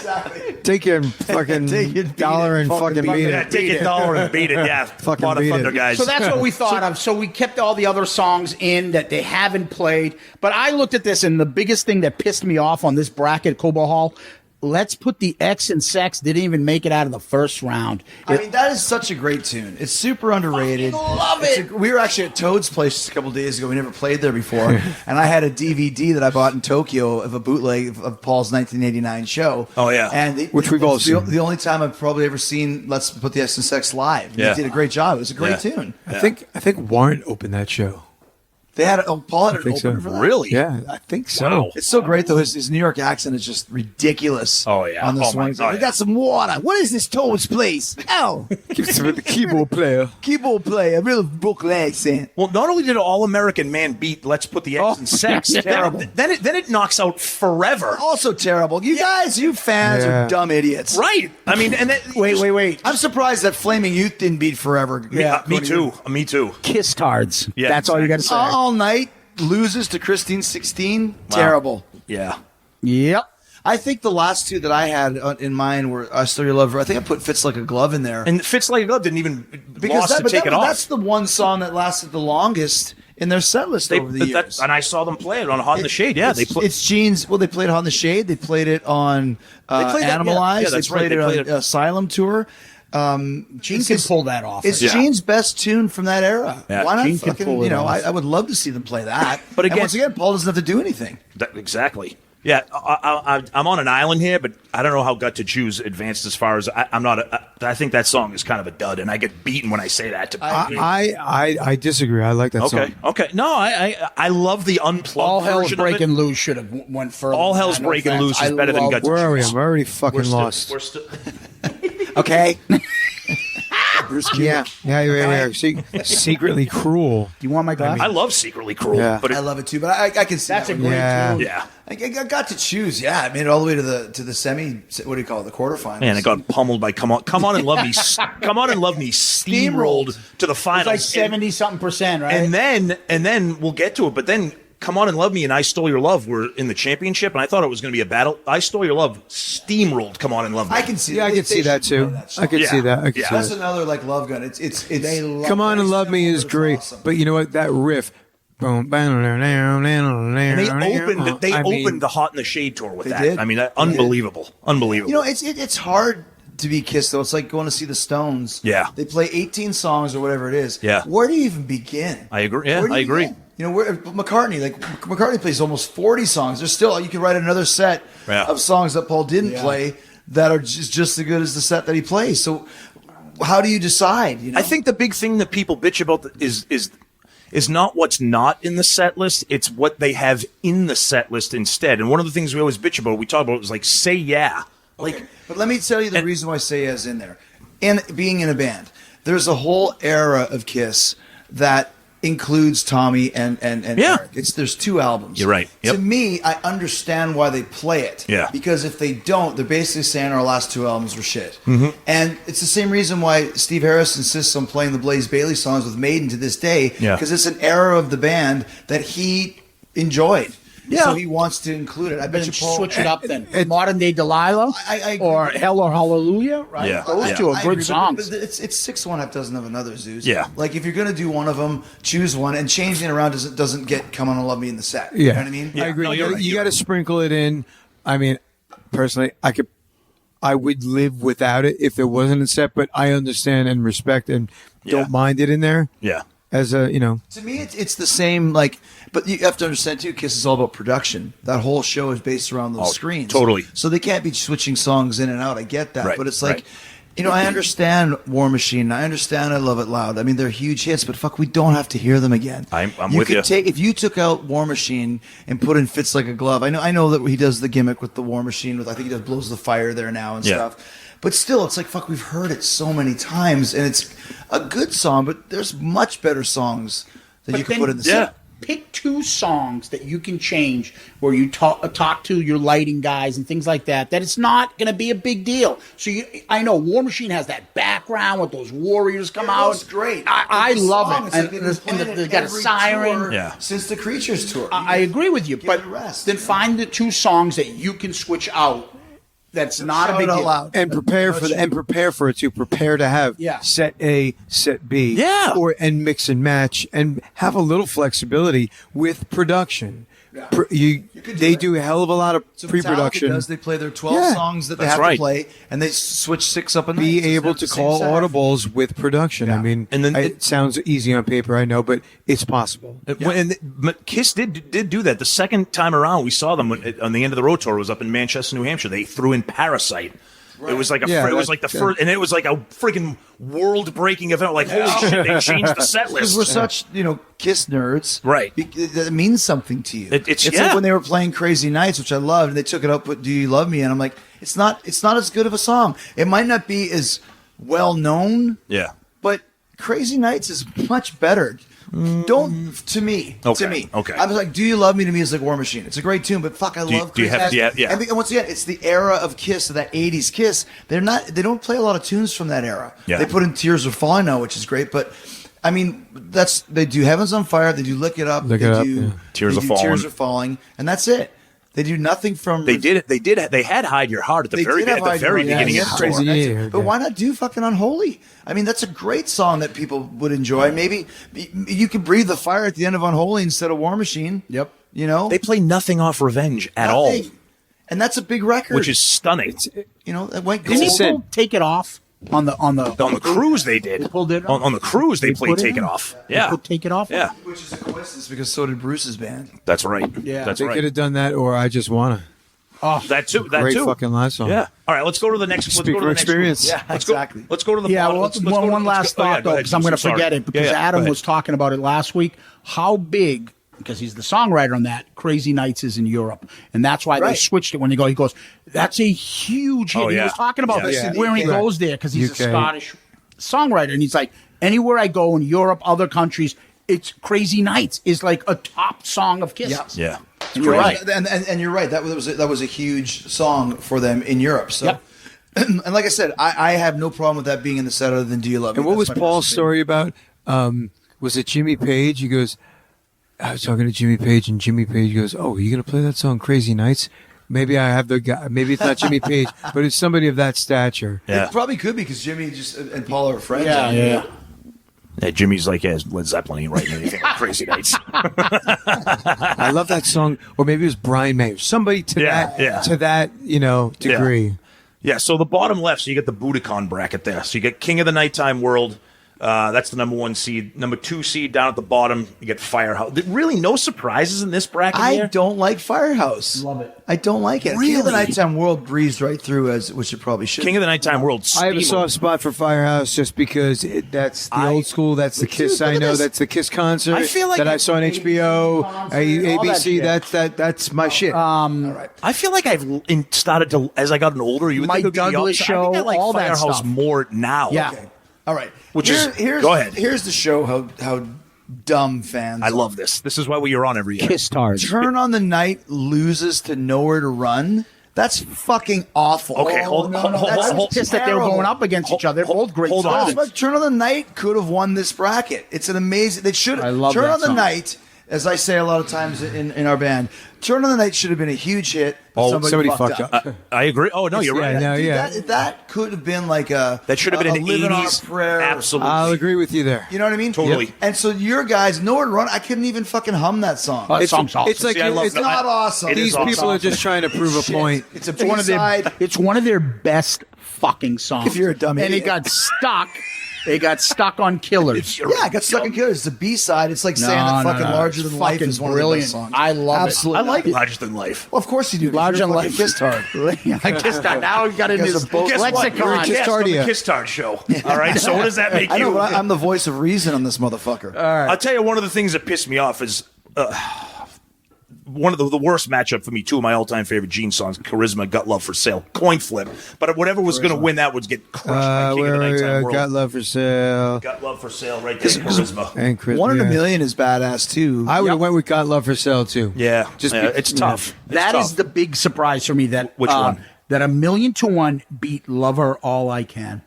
That Yes. Paul, no, it's a better song. It's a better But I'm song, saying but- that the Kiss Tards allowed it to No, beat that song. I can totally 100% see that because I never really, although I knew that song and love that song, but that song resonates with people. Everyone loves that. I agree. And That fucking song. I think had I mean, Look It Up was obviously a huge success for Kiss in Yeah. '83. I think if they would have done a second single of 1,000,000-1, other than All Hell's Breaking Loose, Yeah, that's a then it would have sniper. been even bigger. Yeah. All Hell's Breaking Loose is a great song, Yeah. but it's more of a novelty. Oh, yeah. 1 in a Million is a classic Paul Stanley love song with a killer chorus. Yep. I think that should have been the second single, Yeah. which I think would have taken the record even higher. But it worked either way. So, By the way, that was a Freudian slip. He said 1 in a million because I'm sitting here. But it's 1,000,001. That's right, Trixter. That's right. the best part is that Steve Brown He covered it. covered 1,000,001. So it's a 1 in a It's a million. fine line 1,000,001. between Trixter and Vinnie Vincent. But you're right. That was a pleasant surprise to see 1,000,001 go that far. that solo on that too. Was Because you would think that I Oh. mean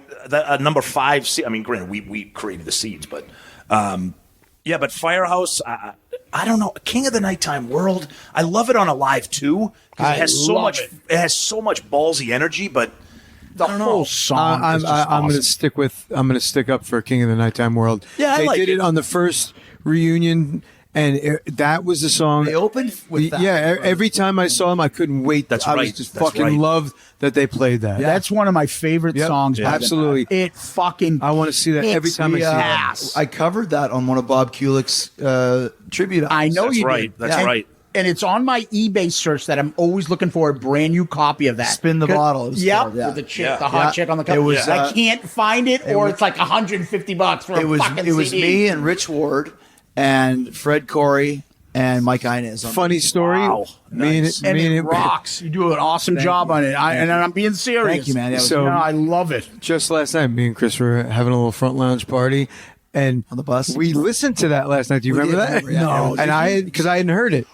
What'd you think? People, it was it was amazing. That's it was great. Job. No, it was great. But the best story about that is that we were at Bob Kulick's studio, God bless him. Yeah. And Bruce was there, and Rich was tracking his guitar, and Zach Wilde showed up because Zach's a big fan of Rich. Wow. And he actually gave Rich a prototype Zach Wilde camouflage Les Paul Target, like a yeah. like Yeah, the Randy yeah. Wrestling. There was a prototype. He gave it to Rich. Shit. Wow. And the best part, this is when Zach was drinking, and fucking, dude, we were listening to Black Label and listening to Pride and Glory and listening to Fozzy and Stuck Mojo, and Zach was just cranking the speakers, and it was so fucking loud that it blew Bob Kulick's speakers. Oh, shit. You know, Bob was like, Zach, I can't believe my speakers. And I remember Bruce was like, okay, I'm out. Okay, I'm out of here. I can't deal with this. Okay, I'm out. And Bob was just flipping. He was wearing this Hawaiian shirt. Bob always wore Hawaiian shirts, and he was just like flipping out that Zach blew the speakers. Hey, I'm sorry, brother Bob. What do you, hey, brother? And he was just fucking loaded. It was so funny. I felt so bad for Bob, but it was pretty funny because he was selling it like a nerdy professor. Yeah. My speakers. What am I doing with speakers? You know what? If Kiss would pay me, I could get new speakers. Nice. Yeah. All right, let's move up top to the Madison Square Garden. Where Yep. We got "I Stole Your Love" is the number one, which cruised to the title. Yeah. No, spoiler alert. Number two is "Strutter." So then you take a look through those songs there. We got, again, these are some songs that you know have no shot, obviously, to advance. But the fun of this whole thing is talking about it and arguing, which is what we're doing right now. Well, Strutter should have been disqualified, like I said, and Reason to Live would have been a good one to. Once again, I'm surprised Domino didn't go a little further, but I guess Strutter was the one from that bracket. First there. of all, Domino, and I love Revenge, Domino should not have beaten Tonight You Belong to Me off Paul's solo album. Yeah. No way. I agree. No way. Yeah, you're right. No way. Yeah. No way. Yeah, I agree with that. Magic Touch, Why I Want You, that's a good bracket. They're both great songs. Yeah. I'm surprised I Want You lost to Nothing to Lose. That's pretty weird. That was It's not. Yeah, It's not wow. Peter singing "Nothing Yeah. to Lose," which it would be because Eric Right, sang it's it Eric, in yeah. Unplugged. Right. Good point. Yeah, and that's tough. God gave rock and roll. What the fuck? That's brutal. Hella Hallelujah is a great That's a tune. good It is. song. As long as you don't think of Burn by Deep Purple. Yeah. Oh, yeah. Now that Same- you said that, it's the same That's riff. right. That's right. That's right. And Mr. Speed, the fact that it advanced that far is we love rooting for Mr. Speed. I love Mr. Speed. Yeah, I find Mr. Speed's a little bit overrated. You know what it Everybody is? talks It's about Mr. Mr. Speed. Speed. I don't. It's a great point. It's come full circle. It's now overrated. Yeah, You know what it people is? like used to be Mr. underrated. Mr. Speed, and I'm like Edge from WWE loves it's his favorite Kiss song, Mr. Speed. I'm like, it's not that good. You just like it because they never play it live. It's Perfect well, set. okay. Go ahead, yeah, PJ. I don't know. Well, I mean, I have a little soft spot because myself and Joe McGinnis and Charlie Benante and, That's right, you guys did and Mr. John Speed. Five, we did An awesome awesome version. pretty cool online on rendition YouTube. of it. Forgot about that. It's Did you one of guys my have a name? favorites. Yep. Yeah. No, but our group text thread is just Mr. Speed. And I'm like, okay, so who but, sang? but How'd you get Paul to sing on that album? Because I'm like, how'd you get Paul? Because that's Paul singing, isn't it? I'm like, isn't it? Yeah. Like that can't be somebody else. Yeah. That's what blew me away when I heard. Yeah. Because I'm like, that sounds It's just pretty like Paul. funny in Quarantine. I'm the singer, and I'm the fourth best singer in the band. BJ and Joe and our drummer Kent Slusher plays with Luke Bryan, and he can Yeah. sing better than everybody. So yeah, I'm number 4 in the pecking order here. It's funny, but I sing the praises of the demo from the box set because Bob is playing guitar on the demo. On the demo. Mr. Speed? On Mr. Mr. Speed, Speed, yeah. so much better because he adds a lot of guitar licks and throws it in. It's more raw. I it is- fucking love it. Isn't that the story of every Kiss song that Paul is like? The demo was much better. It's true. He says it all the time. Demoitis is a real thing. Have you listened to it from the box set? Do you remember it? God, if I There's did, so it many was a more long time guitar ago. fills in it. It's just a better It's- version. yeah, and I it does love sound both better. of those. Yeah. I mean, but I think the demo, if you hear it, you'd be like, yeah, this is pretty cool. I think that Bob Kulick had a rough end of his life that begat a lot of jokes and a lot of kind of ill will. But I think he's very underrated as a guitar player. Oh, hell yeah. Not only his stuff in Kiss with Paul's solos record, it's all great. His stuff with Meatloaf is great. And people forget that. When you hear Bob Kulick, you always know it's him. Yeah. And that's a pretty cool thing to say because Yeah. there's a million guitar players, but I can always pick out Bob Kulick as a player. Yeah, So. we have some pretty hot takes about Bob, like I do. Like I think that my opinion, if he was in the band and he had different hair, I think you wouldn't. Oh, it's you'd true. say Ace Who. If he had hair, Because I think Bob is incredible, and the work on Paul's album, Amazing. the work on the Killers, and Alive 2. you know, all Yeah, the stuff Alive 2. is just his solo amazing tour work. Yeah, it's all like you said, the demos and everything. So shout out to Bob Kulick in the afterlife. It's sad Cheers. because Absolutely. off the record, we did have him.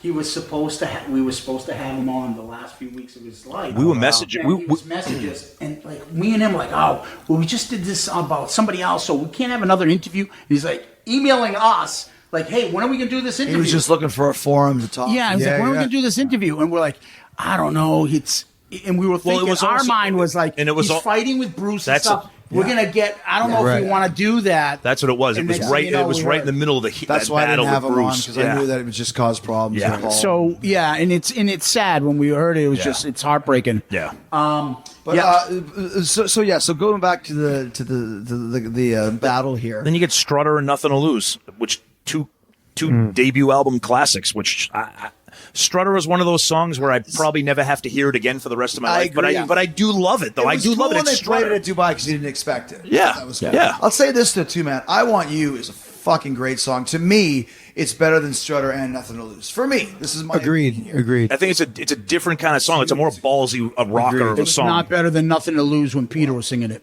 Yeah. Peter's not to singing me. it. Eric's I know. singing it. I agree. Right, with you. right, But not right. if you Unless you're have changing Peter. the rules.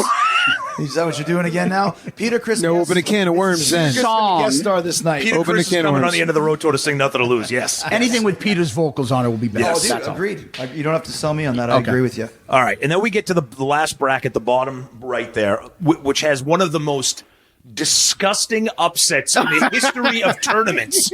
Which one? The number 1 seed is Unholy. The number 2 seed is Creatures of the Night. We'll talk about all those different matchups because I think this is kind of a tricky bracket for me personally as a Kiss fan. I think there's a lot going on here. But Unholy losing to Creatures of the Night Agreed. is unbelievable horseshit. And that and here's the problem. Okay, we're making jokes, but and Kiss fans, there's Kiss tards. There are people that do not rate 80s Kiss. They won't give it a chance. They won't listen to it. We mentioned Charlie. Charlie doesn't know any 80s Kiss. Yeah. I don't care if you like 80s Kiss, non-makeup Kiss, early 90s Kiss or not.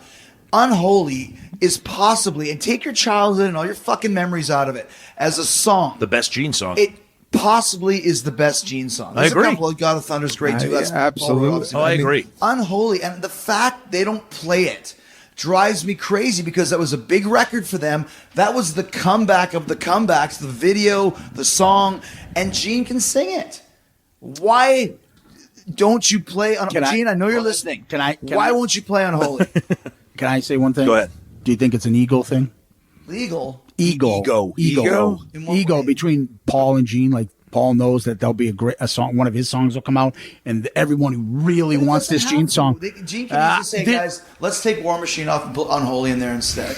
And we can do the same fucking visuals. I'll still breathe the fire. But then why can't I take a Paul song out and put a new Paul song out? Oh, that's because Paul can't do it. Yeah. You get it? I mean, Well, I'm just technically, thinking, Paul can do anything at this point. Nothing's off the table But that's now. my point. Like, I think that there's always some. We talk about it all the time. Gene is the brand. Paul is the band, and all that stuff. I like that. Yeah, all that stuff comes down to. I think whatever Gene says, this, that. If Paul just says no. So That's how it is. And maybe that's what it is. I'm not changing the set list for one of yours because you'll have to change it for me, and I'm not dealing with it. Paul is all about Kiss fans and the fans, and he understands that, like, that people are connected to that era of Kiss. Me especially. Like, fuck, he knows that there's a lot of me's out there because those albums sold records, right? I mean, Revenge went gold. They all went gold or platinum. So if Paul, I don't even want to say can't, chooses not to sing those songs from that era, Gene can. So to me, it'd be like if I'm having a bad night vocally, PJ, can you handle this chorus or whatever? Hey, Gene, can you handle the Revenge era? Yeah. Let's put Unholy in there. Let's see how it works. Let's see how it goes over. At least on the cruise. They don't play it on the cruise. They don't play Domino on the They cruise. do show very little respect to it. And and it's one of the most respected records. And it's not of like their non-makeup fucking career. Yeah, it's not like it's the Oath album, The Elder, where Paul doesn't like it. I get it. You don't have to play that stuff. You don't like. A lot of people don't like it. A lot of people do like it too. Right. But Revenge was a hit album, and more importantly, put them back on the map, which then enabled them to have the steam to do the reunion. That was a pivotal moment for Kiss because something worked with that record that it worked. It was magic. They should pay more attention. That song, right? I'll never forget when that video came. The video came out, freaking blew everybody's heads off. I was disappointed at first when Gene started singing because I love Paul and I did not like the Gene songs at the time. Yeah. And then when I started listening to it, then you saw Gene. It's like this is the greatest. The chorus, with their personalities. Settled and evolved in the same respect, and also they all just looked comfortable in their own skin. Gene, everybody was back. Their image matched the sound again. Yeah. And so for everything that we're saying about this song, then there's got to be it's not a deep cut. It was a huge song. Yeah. Okay. The only thing that I can think of, and it's related to something that we talked about recently. I don't know if you guys had a chance to listen to that Off the Soundboard Virginia Beach. Some of it. Yeah. Okay. It was fucking brutal. Terrible. It was. We did a review on it. It was disgusting. It's a questionable move. It was disgusting, and one of the worst performances on that, in my opinion, was Unholy. The chorus sounded terrible. Really? The backing vocals sounded terrible, and that was from 2004. But that's one because we were talking about that. That's from Eric 2004. Is not in the mix on that. Whoever mixed that, I don't think Eric Singer's voice is coming out in the backing vocals. But was that the version of I Stole Your Love where it was so slow? Yeah. All of that stuff that we listened to. So the only thing I can think of is Gene saying, I can't do this. Making love, baby. Maybe that is Gene thinking, maybe I can't. I don't want to do this because I can't do it. You know what I mean? I'm the negative one, and I've got these conspiracy theories about the band. Paul says it in all his interview. He does not like to look back on eras of the band that were not successful. So he doesn't want to hear about The Elder. He shits on it. He doesn't want to hear about Phantom of the Park. He shits on it. He doesn't want to hear about Carnival Souls. He hates it. But Revenge was... What was it have to do with Revenge? But Revenge, what did it really do? That tour was a failure. I disagree with that, and I would tell that to him in his face. He was on the tour. I know, but and Gene said the highly successul Revenge tour. Which it wasn't. But the record was. Financially was. Yeah, the record was a hit for the fans. Look, they were in a fight that they couldn't win up against in that 1992. Yeah, exactly. But the record, the music was fucking fantastic. But Paul probably remembers grunge and all them taking over and everything's changing. There's got to be a reason. And the tour wasn't successful, and he looks back and he's not happy about those eras. He doesn't want to do any of those things that he feels that are not successful. Maybe it was a bad... I know that was a bad period of time for him personally. It could be. Yeah. Hey, man, all that stuff could be triggers from, like you said, because obviously, and that's a great point, Zeus, is that there's something going on there because Gene can sing it. It is a hit. It's just as big as Tears Are Falling, if not bigger. Yeah. And it was a very important part of the band at that point in time. So maybe there is something behind the scenes that he doesn't like. Yeah. Maybe it's the fact, well, they look it up. I was going to say maybe the Vinnie Vincent thing, but, or who knows? But there has to be something that we don't know.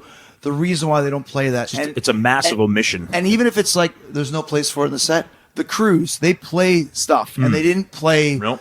They played Take It Off. Yep. But they didn't play Unholy. Yeah. We Are One. Off a Psycho, which is... I wanted to jump off the ship. Oh, yeah, you guys were there. That's right. Brutal. It's terrible. And they only played it one night, and the next night they're like, let's give it So that being said, so we're talking about it not being in the set list. How the fuck do you explain Creatures of the Night beating Unholy? Is it just makeup beating non-makeup? Yes, okay. That's exactly right. But it's not even close to being as good. If we as asked Charlie, for example, he would pick Creatures just because of his makeup. And a lot of people don't rate Kiss. And also, Creatures is a fantastic show opener. And it is. I love it on a Live 3. They played it on a Live 3, and I love it. I love it, but it's not Unholy. Yeah. They don't play it now, though, do they? No. Oh, that's right. No. Yeah, it's a great tune. It's a great live tune, and they did play it for many years. That's probably the reason why, and it's makeup versus non-makeup. Yeah. One of the closest matchups in the entire tournament that we had was kind of pleasantly. I was happy because it's two of my all-time favorite songs from two completely different eras. Was when Sure Knows Something went up against Unholy. That was about 51-49%. Really? It's coming home. Some of those songs. Oh well, Sure Knows Something. Because I was surprised it actually beat Plastic Plaster. Any thoughts on those two songs? Sure Know Something is one of my favorite Kiss songs. Absolutely. I loved it when it came out. I loved the acoustic version on Unplugged. Oh yeah. I think once again why there wasn't a second single from Dynasty. Well, there was. They made a video for it, right? Yes. Sure Know Something. It was like a promotional video. I don't know if it was they a never real. released it as a single. No. They never promoted it. Never No. played it live. No. That to me is like.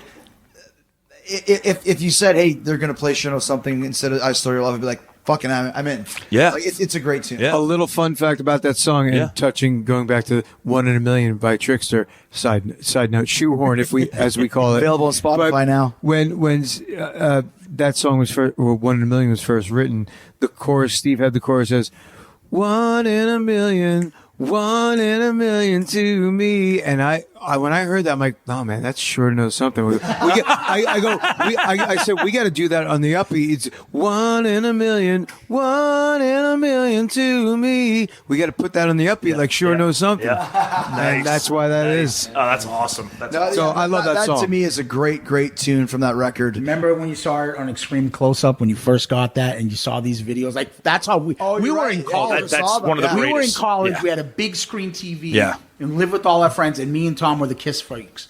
We put this on. We watched Extreme Close Up how many times? The VHS until it was like Yeah, I 10. was right there with you, dude. Yeah. I was right there with you. And we saw those Probably gonna watch it videos and our tonight. minds were blown. That and Love 'Em, Leave 'Em. Love 'Em, Leave 'Em with Gene. We don't remember that when we were little. I got a my great story God. about Sure Know Something for you. Yeah. So Andy Biersack, who is the singer of Black Veil Brides, Yeah. he is a huge non-makeup Kiss fan, and he might be 30 now. When I was hanging with him, he was 23 or 24 years old, and it was a weird connection. But we became really close friends. I haven't talked to him in a bit, not for any reason other than we just kind of haven't been around. But he loves. I was like, why do you love non-makeup Kiss? His dad was into it. He grew up with it. He's an aficionado like we are. Yeah. But he says, and every time I see it, I always text him. He said, you know the Yeah. close-up? The close-ups. Yeah. He goes, it scared me as a child. Yes. Hold on. The dead look in Peter Chris's eyes. I can say the Gene As I Demon. grow up, I realize he's totally fucking stoned. Yeah. And every time when it's the four of them, he goes, the dead look in his eyes still creeps me out to this day. I can picture it in my brain. He's like, He's he's totally gone. It's like a ghost back in you. Fucking tripping. Yeah, he's definitely fucked up in that video. And I'll tell you, getting back to Creatures of the Night, I'm sorry, I know people love it, but if I had my way, I would have had it lose in the first round. I've had enough into the fire off. I don't agree with that. Okay, No, that's no fine. way, That's fine. no way. That's fine. I do agree. You would have lost to Watching You. I would have had it lose to Take Me. I would have had it lose to Watching You. I would have. I just. It's a good song, but all the songs that it potentially that it went up against. But you're talking about in a live set now. Somebody who writes a set list. I know. I'm looking. It's a great live song. That's the beat. It's the tempo. It's the chorus. It's a fucking. It's an asset to the set, to the flow of the set. It's a good point. It's a good point. And, we always are huge Animalized, Uncensored. Oh, God, fans. yes, absolutely. That's one of the highlights. Yeah. It's the third song in the set. Yeah. When Paul goes down on his knees and he's like, running from dead, and he's like looking at everybody but looking at nobody. I do that quite often for our shows. I always look at somebody. Yeah. Where you think, oh, he's looking at me, but I'm not looking at anybody. You're just looking at this section of people, and everyone thinks you're looking at them. Yeah.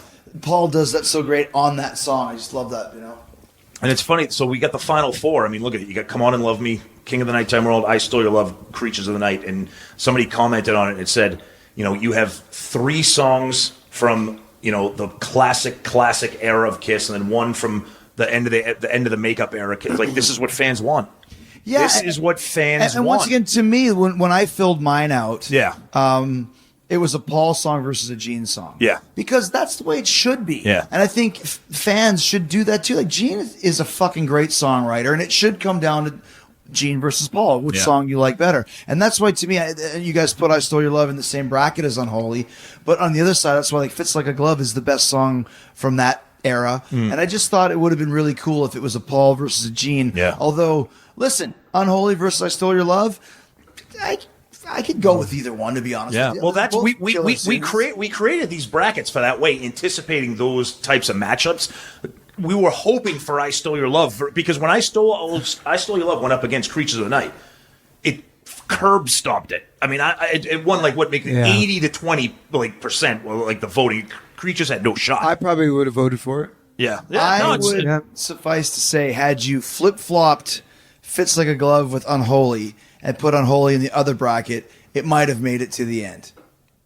Well, Maybe. Maybe, but it's hard. Maybe. Like you said, maybe if it's non-makeup versus makeup, then it's either Come On and Love Me or King of the Nighttime World against Unholy. It probably would have lost too. You know. The other thing too would be if we could restrict all these polls to fans like you guys who love this stuff, who aren't just like, oh, I know that song, I don't know that song, I'm gonna vote for that song. You know, You It's guys like- had quite a few voters. It was yeah, some of the 700. yeah, some of the polls, some of the Yeah, polls and got once again, that's one of the reasons why we started Quarantine. This is before Bruce started his thing. Obviously, Bruce has every right to do whatever the fuck he wants because he's one of the architects of that. Go era. figure, Bruce starting a Bruce Kulick era.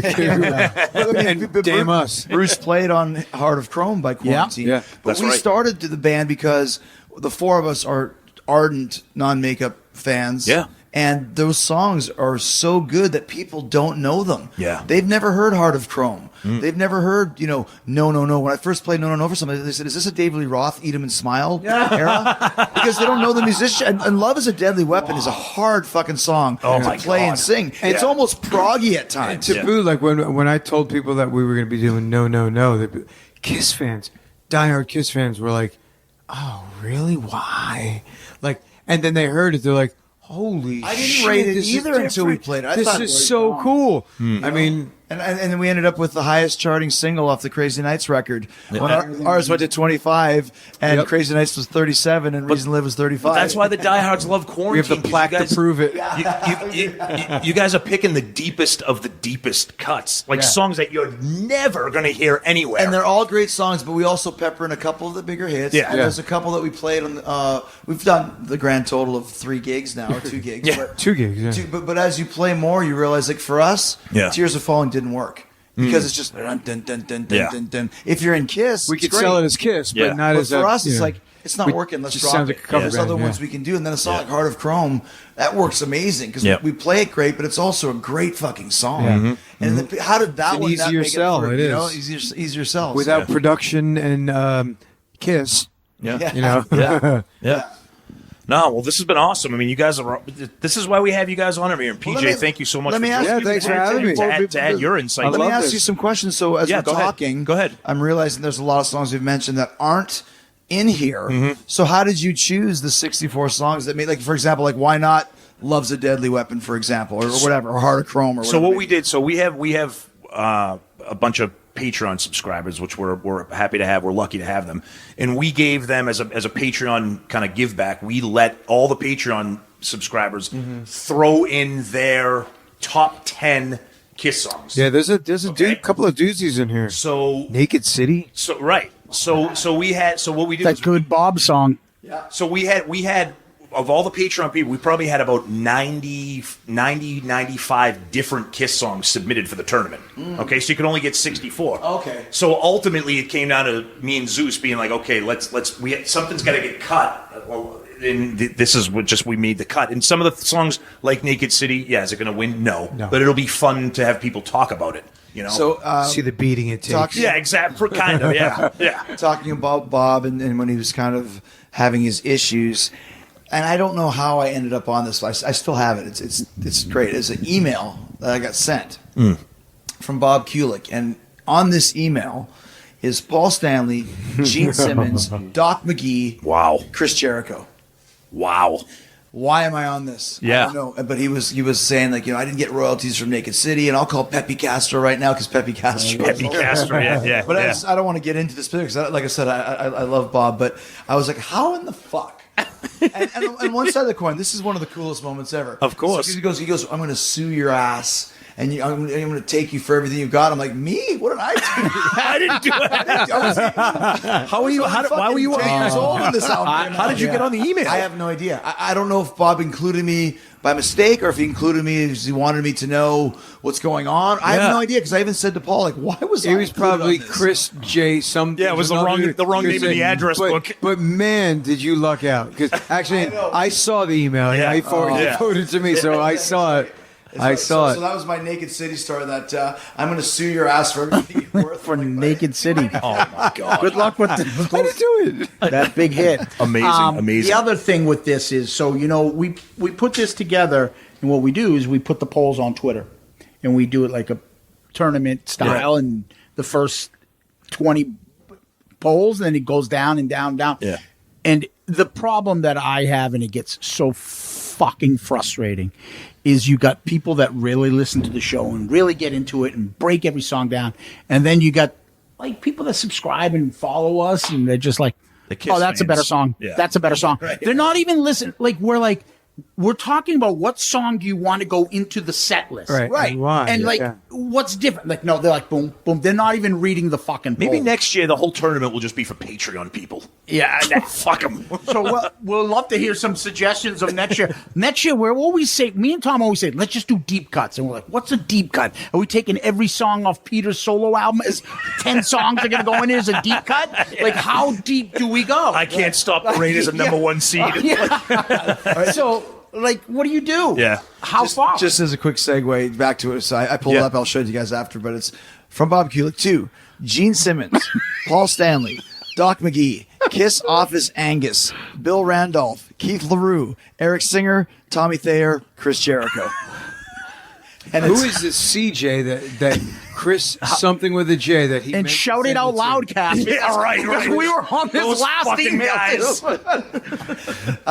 So I know that you guys have to split back to the city, but just a quick question. So where are we at right now with the end of the road tour? How do you guys feel about it? How do you feel when it's going to end? Has it started up again? Are they going to change anything about it? Are they going to listen to you and put something new in?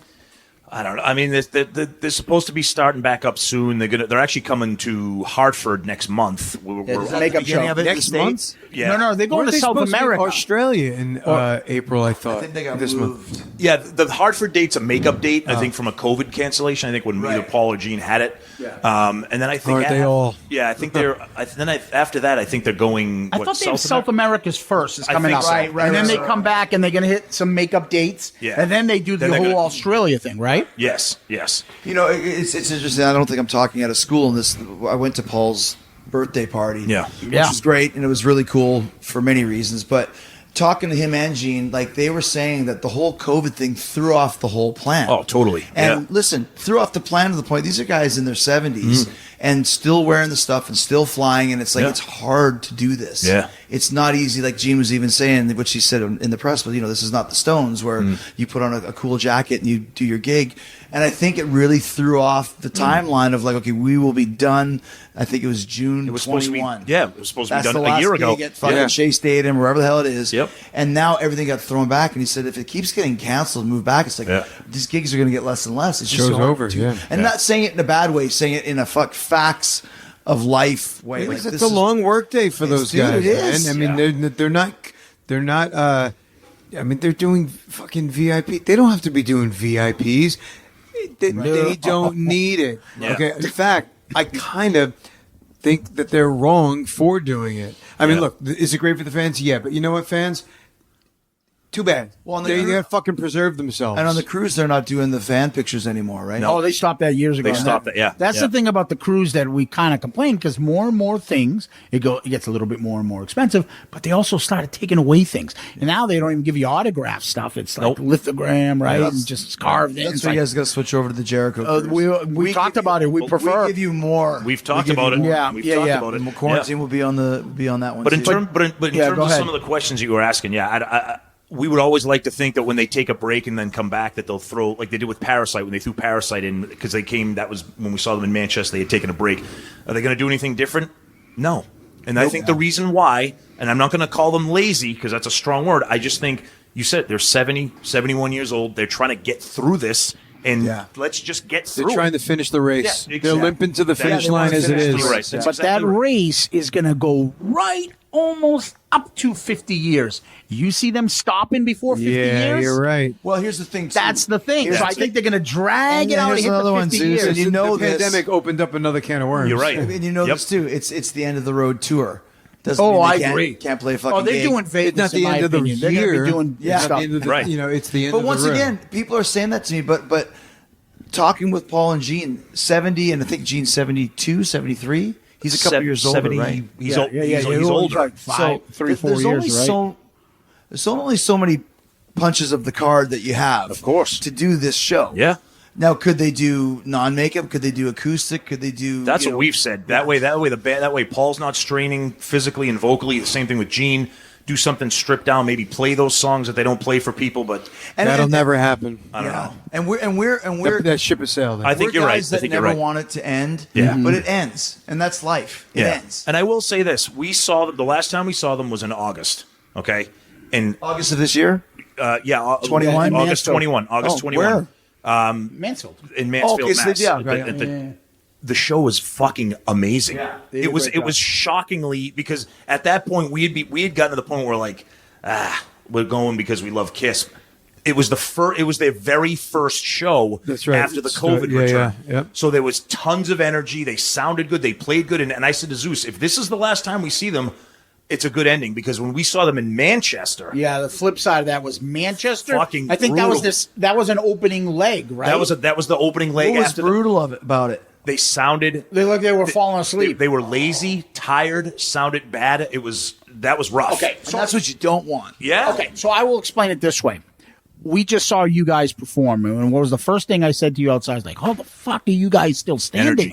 Energy. The energy. Smiling. Yeah. I mean, I'll show you the photos I've got. There's a fucking smile. I turned to Tom and I said, look how fucking happy he is to be up there. Right.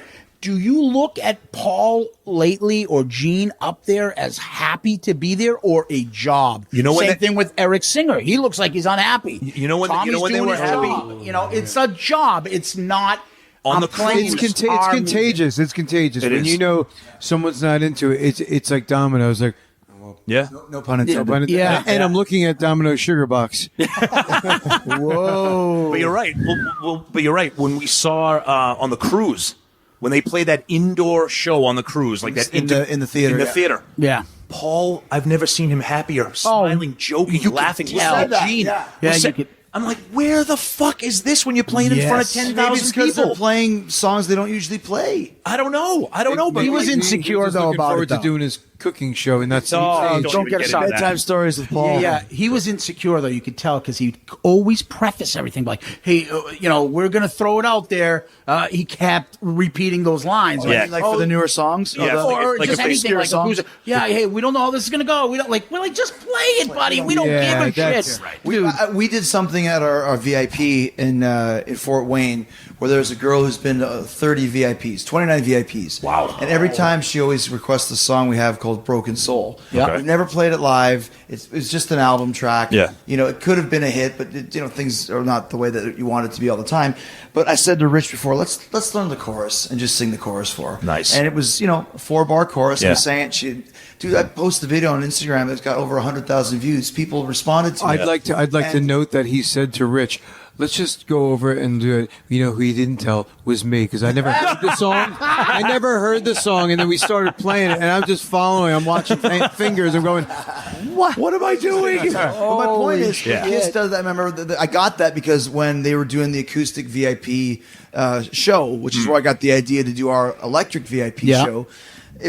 She's European. Oh, we don't know. Let's just try it. And they'd play it for 20 seconds, and it would end up in a car crash, and they'd laugh. It's just a trigger. But it was fucking awesome. Like they played, a bar, 2 bars, 4 bars of She's So European, and they were having fun with that. Mm-hmm. I think what happens with this, and we know this from being in a rock band, with our set, we don't change up the set every night, but we change the setup every leg of the tour. Yeah. But once you get it locked in, this is our set. Yeah. And there are parts of the set where you're like, okay, this one's not as much fun for me. This one's super fun if I can get to there. But you always want to project that every song is the greatest moment. Absolutely. Right? So that's our job to do. And you do a good job of it. And that's also Paul and Gene's job. Okay, if you want to play I Love It Loud for the 1,000th time, and I'm at the gig, I'll get into it because I love it loud. But you gotta help me, man. Yeah. You have to get into it while you're playing it. Sell it. Yeah. Still got to sell it. Exactly. Because to me, it is a low part of the set only because I've heard the song so many times. It's like Metallica with Sandman, for example. Mm-hmm. Right. They start playing Sandman and you lose your fucking mind because you're there and it's awesome. And it's awesome. It's cool. Yep. That's the one thing. Like when I went to the Stones in Atlanta in November, I'll tell you what, dude, they fucking killed it. I believe it. They were good for throw that out the window. Mick was amazing. Yeah. He was amazing. He was Mick Jagger. It could have been the 60s, 70s, 80s, 90s, 2022 or 2021. And you're just like, I love the Stones. I fucking want the Stones to exist forever. I never want them to stop because this show was just as good as I've ever seen it. Yep. Wow. That's what you want every time you see a band. Awesome. Well, you can see that though when you like smaller things and you see your band performing and see the things that you guys are doing and how you interact with the crowd. For instance, there's a lot of the few things me and Tom would look at. That's a Paul stuff. That's a Paul thing. You saw a lot of that. So the whole mic thing you're putting up on either side of the crowd, right? Love it. So one of the things we say now is if you've seen the shows recently, Paul barely does it. Yeah, over there.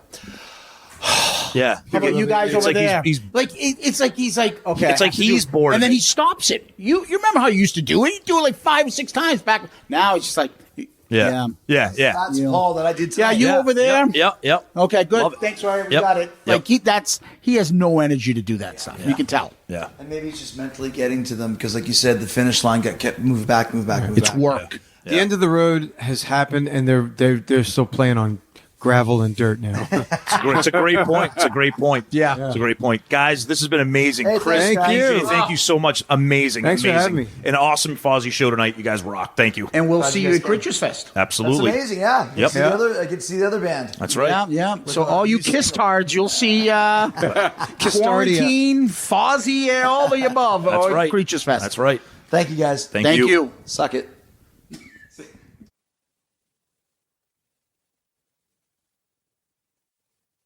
Tom, what'd you think? I got to tell you, it was such a blast to obviously not just meet PJ and see Chris in person where we could spend some time. It was the most low-key, fun, just down-to-earth kind of hanging out with these guys. But the thing that I really loved about this episode was it's the kind of episode that I know that we love, or specifically that I love, where it's just guys sitting around talking about Kiss. Like literally nerding out about Kiss. Like, oh, this song is better than that song. I can't believe this song won. Well, why don't they play that song in concert? Yeah, I agree. I can't believe this song was a number 8 seed. It should have been a number 3 seed. Like, do we have fun on some of these other episodes, like the Virginia Beach, where we spend 2 hours bashing and shitting on a piece of thing that Kiss? Yeah, but this is what we love about the band. This is why we do this show, to sit around and talk about the music. And to do that with Jericho, and to meet PJ Farley and to hear his stories. We asked him the Murph questions, to hear his stories about him touring with Kiss when he was in Trixter on the friggin' Revenge tour, no less. Just all that and everybody's different opinions. Everybody's got their different favorite eras and songs. It was just a really amazing time. Just a blast. It's always surreal for me. Yeah. We started this podcast and remember we're like, Jericho's a big thing. And we were talking about maybe one day and you're like, nah, never going to get to that. And I mean, we call him a friend. He is. We text with him all the time, meet with him and stuff. He sets it up. We go to his place. We hung out. Like, hey, my cousin's in town for a weekend. I can meet up with him Friday night and we can get together. And he's got his buddy with him. Yep. And his buddy turned out to be just as cool. That's what it was like. I mean, I knew Chris Jericho when he was in WCW, when he first started. I was there when I fucking marked out when he came on Monday Night Raw and fucking challenged The Rock and went back and forth with him. And we're shooting the shit. And he's about as down to earth and cool as can be. Mm-hmm. And that's the thing. And it's just like so many of these people we've met doing this podcast over time that you're like, wow, I can't believe how certain people are at a level of celebrity or a level of success, but they do not talk to you anything other than, hey, you're my peer, you're my buddy, you're right here with me. Not any condescending tone, but just, and it was just incredible. At some point we were going back and forth, laughing, going over shit, and I'm like looking at Tom, and I'm just like, dude, what the fuck? Yeah, we're at a beachfront property after seeing a Fozzy show, hanging out with half the band, Chris Jericho, talking about our tournament. That Chris was like, "Yeah, this is why I love your podcast. You guys like do unique and creative things like this, and this is why it's fun." I remember when he's like, "Oh yeah, the tournament's over. When am I coming on?" Like he knows he's part of this every year too.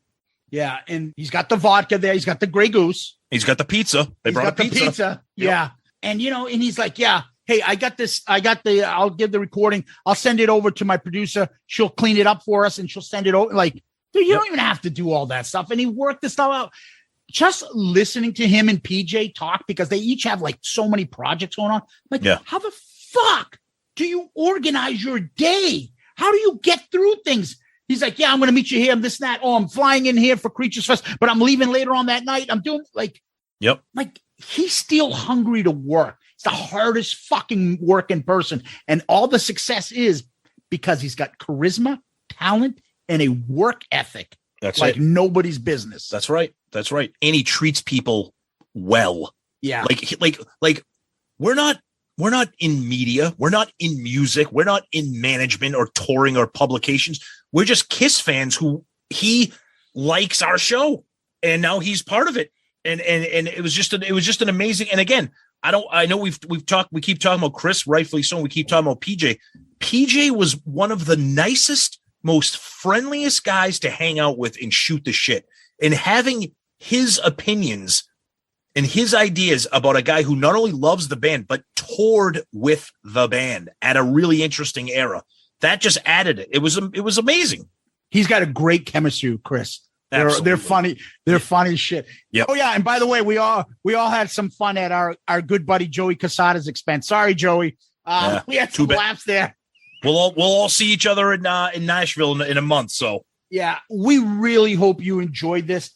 And what we hope to accomplish is that you feel like you're on one of the seats at the little dining room kitchenette area in a bar stool with us, having a beer and talking this out, because that's how we wanted it to go. And we always do these wrap-ups. We talk about the songs, we talk about the winners, and it just organically flows. Yep. We hope you felt that way, because when Tom and I left at the end of the night, we finished up. Chris is literally like, we got to get on the bus at 4:00. So they're like probably going to shower and stuff. I mean, they came right after the show. So me and Tom are like, okay, guys, good night. We give each other hugs and we say, see you later to Chris and PJ. Tom and I are walking to my car because I'm going to drive him to his, because we park a little further. And we're like, dude. Yeah. Like, two college buddies are like, can you believe what just happened? Yeah. We just recorded an episode with Jericho and PJ in a friggin' beachfront place, just shooting the shit about Kiss. And now we got to drive an hour. Now we got to drive home, and we got home at 3 a.m. Yeah. Yeah. Oh, brutal. Yeah. It was fucking worth it. Oh, God, yeah. So we hope you enjoyed this. Yep. And what we do next is we go to our question of the week. And our question of the week is brought to you by Fusion Tech Data and Electric, our good friend, listener, and Patreon, Joe Decker. That's his company. He's with Fusion Tech Data and Electric. Fusion Tech is a recognized communications contractor specializing in the construction, splicing, testing, and documentation of all types of fiber optic networks. Along with that, Fusion Tech Electric can service all your electrical construction needs, commercial, industrial, and utility, as well as electrical substation work and all UPS and DC power plant installation. Fusion Tech currently operates throughout the 5 boroughs of New York City, as well as New Jersey and the tri-state area, providing union labor with IBEW Local 3 in New York City and IBEW Local 164 and Local 102 in New Jersey. For more information about Fusion Tech, please visit them on their website at fusiontech-llc.com or call them at 973-650-1357. And our question of the week is from Joe Decker. Yeah, Fusion Tech. Yeah, woo. He says, after the reunion went off the rails and Eric Singer was brought in to play Peter, do we know if Bruce was offered the opportunity to be Ace? It's a great question. And we actually have an answer right from Bruce's mouth, because he was asked about this. He said, this is Bruce's answer. This was he talked about this a couple years ago. I think he did this in an interview.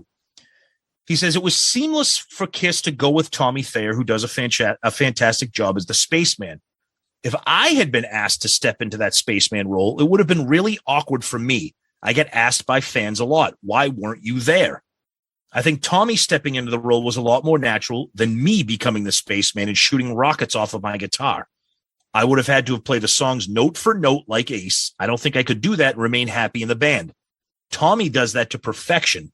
I was never required to learn the classic stuff note for note, but if you're going to be the, quote, spaceman, it would have to stay true to the way Ace plays it. That's not to say I don't play the classic songs with respect.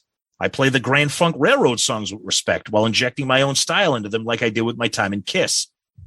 I would lose my liberties if I stepped into the spaceman role. That is an interesting answer to your question, Joe. And what better answer to your question than having it come straight from Bruce Kulick? But yeah, I think, I mean, just as a side note, I mean, yeah, we know the facts from Bruce. I don't know if I would have wanted to see that, because I think seeing somebody who was so essential to the band during their non-makeup years, then all of a sudden put on makeup, it would have been weird. I think Bruce was smart enough to realize this isn't going to work. I don't know about you, Zeus. If I saw Bruce with Ace makeup, I'd be like, that's fucked up. I would have preferred it. Really? Yeah. Because I think no. The fact is that Bruce, I mean, let's be honest, Eric gets way less shit than Tommy. Oh yeah, because the Ace cult. It's not just that. I think Eric was already in the band. He was already respected. Yes. He did business with his father. He respected his father, but he never trusted his or his Sicilian friend, Peter fucking Chris. But regardless, Tommy, let's hit him now while we got the muscle. So anyway, getting back to it, I honestly feel that Bruce and Eric Singer, you wouldn't have this fucking bullshit, because he'd be like, oh, Kiss went back to the non-makeup band and they put on makeup. Big deal. I think it would be way less than what it is now. The tension. Bruce is so beloved as a member of Kiss. There is a very subdued Bruce cult, quote unquote. Okay. They love that era of the band. They love his playing. They love his personality and how low key and kind he is. That would have been destroyed if he put on the spaceman costume and Ace makeup. It would have been like, what the you're Bruce Kulick, you're not Ace Frehley. Nope. I think it would have been a disaster. Oh, absolutely. I think the Kiss tards would have accepted it way more than they accept this. Oh, well, if you're going to put it comparatively speaking, would they accept it more than Tommy? Yes. You're probably right. Yeah. But I think it would have sucked for me as a Bruce fan. It means they went back to the revenge era. Who complains about that? Yeah, I'm just so happy as a Bruce fan. And what's wrong with that? As a Bruce fan, I'm happy he didn't do it. I'm happy he didn't do it. I wish he did, and we never heard of Tommy. The fact that Tommy, I mean, I don't have a problem with Tommy. I like him. I don't either. I'm just saying he is just the whipping boy for everyone because, he got them coffee. Oh, he was the tour manager. Oh, he got all that shit that he gets. It's true. Unfortunately, it's true. Yeah. Yeah. But it's a great question, Joe. We love you, Joe, and we love Fusion Tech. So thank you, buddy, for the question. Appreciate it very much. Yeah, Fusion Tech. Yeah. Woo. Tom, where can people find us? You can find us on our fantastic website, shoutitoutloudcast.com. Please go there. You can check out episodes, rankings, everything is in there, from Shout It Out Loudcast stuff to album review crew stuff, Zeppelin Chronicle stuff, and that's going to be coming up soon. We haven't forgotten about Zeppelin Chronicle, believe me. You can check out all that stuff. You can comment on the episodes from there. You can comment on the rankings from there. You can send us direct messages right from the website that will go into our email mailbox, which is a good segue if you want to use our email address, shoutitoutloudcast@gmail.com. Please email us. We try to read them on the air like a radio station, but we read every single email. Zeus and I talk about them all the time. If you want to remain confidential, some people say, hey, keep this between us. We know that you guys have some private thoughts, so you don't want to be attacked by the Kiss tards out there if you say something. Yeah, Kiss tards. Yeah, Fusion Tech. That's going to be a new one. Yes. And, of course, our social media, Twitter, Facebook, Instagram. Please comment. take pictures like we got an unbelievable picture by Wally Vidal y Cabeza de Gato. And he says, I just got my new Click Tea Shop Elder Ace Frehley shirt, so I decided to celebrate it by getting a fillet of fish and a fountain cola. And now, if you excuse me, I'm going to go speed back to Sodom and Gomorrah and listen to Shout It Out Loudcast. Is that what I do? And he painted his face like Ace and literally held up a box with a fillet of fish. That is a diehard Shout It Out Loudcast fan. That's what we love. You guys are awesome. So please, if you do anything Kiss-related, tag us. It's just so fun, and that's what keeps the community and the show growing. We love you guys for that. And as we mentioned earlier, our wonderful Patreon family, patreon.com, the app. Check us out. We've got a lot of stuff going on there. And we're part of the great Pantheon Podcast network of shows. Go to pantheonpodcasts.com and check out us and a ton of other great shows that are part of that community. So that's all out there for you. And finally, if you want to dress yourself up in a nice Shout It Out Loudcast t-shirt, you can go right to our website, click on that merch link, and make yourself look all pretty with a nice Shout It Out Loudcast t-shirt. Yeah. You sound like Eddie Izzard's Dressed to Kill. Oh, and of course, surely when Jesus came into Jerusalem, he must have been tarted up a bit. I love that guy. So if you want to go to Creatures Fest, I'm sure you'll be a little tarted up a bit as a Kiss fan. Love it. Tom, people can DM us on Twitter, Facebook, Instagram. Make sure you subscribe to our YouTube. Yes. We're almost at the 600 mark. We'd love to get there with your help. Please subscribe to our show there. In addition, we always enjoy those 5-star child reviews, and you can give them to us on Apple iTunes, Spotify, Podchaser.com, anywhere. Good Pods. Go on there and give us a 5-star child review. Yep. Those 5-star child reviews pump us up the food chain and get us out there to the masses, which helps the show. So if you want to do something like that, please do and let us know in case we don't know who you are and recognize, so we can give you a big thanks on the air. Tom, I think we got a new one. We do, from our friend Mark Flores Music. And it says, Tom and Zeus rule. And this first sentence of the review is fucking killer.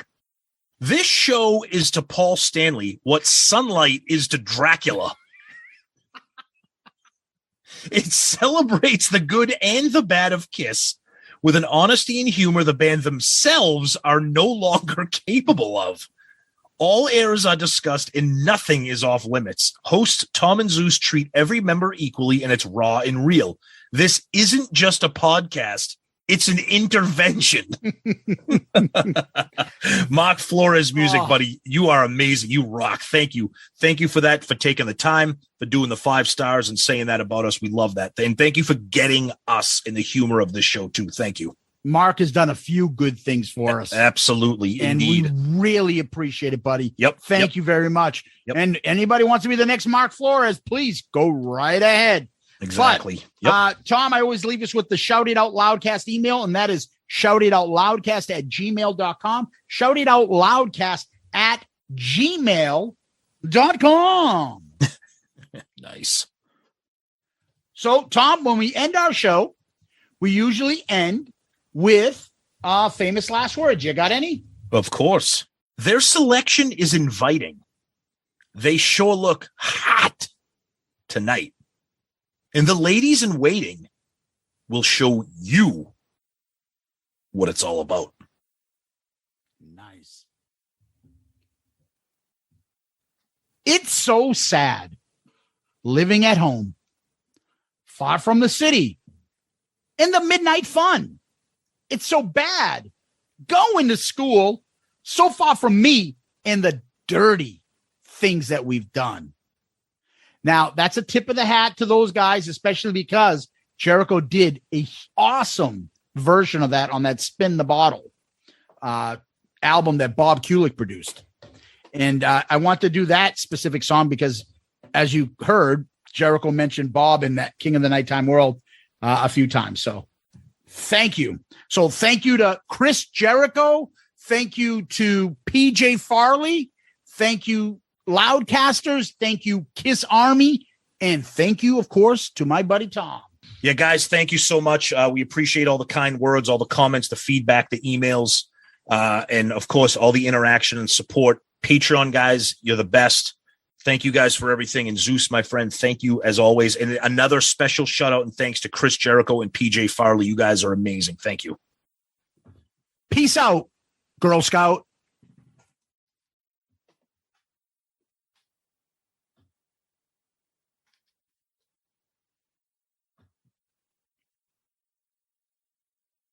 So we forgot to mention one little aspect. While we're at the show, oh boy, we were at the last, like, kind of like standing table of the room, but behind us is the woman's bathroom. Oh boy, not good. Every once in a while, the bathroom door would open up, and Tommy would be like, dude, what the fuck is that? Did you just shit? Like, it's not me. Everybody who was accused of shitting themselves. There was a foul. It smelled like a porta potty if you were at like a football game. Like, whatever your favorite team is, picture tailgating and open up the porta potty door. It just, every once in a while, I'll be like, somebody is pissing on the floor. It was piss. And it was awful because they would open the door and the door would like stay open.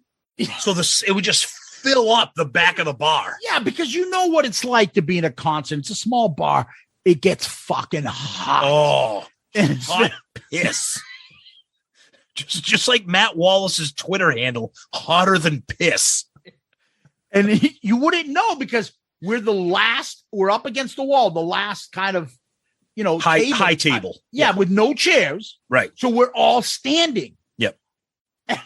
So the only way we know is because a scent would come out and be like, oh, you shit yourself. I'm like, it's not me. I look around like, oh, the door's open again. And then to make it worse, we didn't comment on this either during the episode. I've never seen a bigger crowd of fat people in one place. And I'm not talking like overweight people. I'm talking people. You probably, put it this way, if you had regular sized humans in that club, you probably could have fit about 30 more of them. Dude, I felt like in the best shape of my life. I was like, dude, there was a guy that was leaning up against one of those high tables. I don't know if he had bathed in like the last week. He just, dude, it was the people. Then the guy in front of us at the other high table, I'm like, everybody here is fat. It was not. It was a lot of hefty. Oh, and very few hot chicks on another too. There was a couple. And the other fun part was because we're standing up, there's no seats. Right. Like right. I do before the Jericho show, so I got to sit down for a little bit. About this. So I sit down behind us, right next to a blanketed pool table. Yeah. There's like one little seat in the corner. So I sat next to down there. I'm just minding my own business, fucking around with my phone, waiting for Chris's band to come on. It's like a breakdown before the new Fozzy comes on. And she was actually pretty cute. And she comes up to me and I'm like, oh, who's this? And she's like, excuse me. There's like very low on toilet paper in the bathroom. And I'm like looking around like, are you talking to me? She's like, yes, there's very low toilet paper in there. I'm like, the fuck do you want me to do about it? She's like, do you work? I'm like, no. She's like, oh, I'm sorry. I'm like, do I look like I work here? She thought you were like the ladies' room bouncer. And she's going on to tell me about it. And I'm like, you know how sometimes there's somebody in front of the bathroom watching. I'm like, no, honey. All I know is that ladies' room stinks. Yeah. I'm like, don't go in there. I won't think you're cute because you smell like hot piss when you get out. Oh, and then the other last thing I will mention is, go ahead. I should put this photo up on social media. Oh no. It was a guy. Waiting outside. We're like, where the fuck are they? They coming? I'm like, oh no, there was a Chris Jericho lookalike. It was like his stunt double. Fake Jericho, we called him. And I'm like trying to take a picture. Tom, go over here. Make it look like I'm taking a photo of you. And I'm like snapping photos of him. Oh, what a night. Fucking great night. Great night. Just be careful of the hot piss stench. Ooh.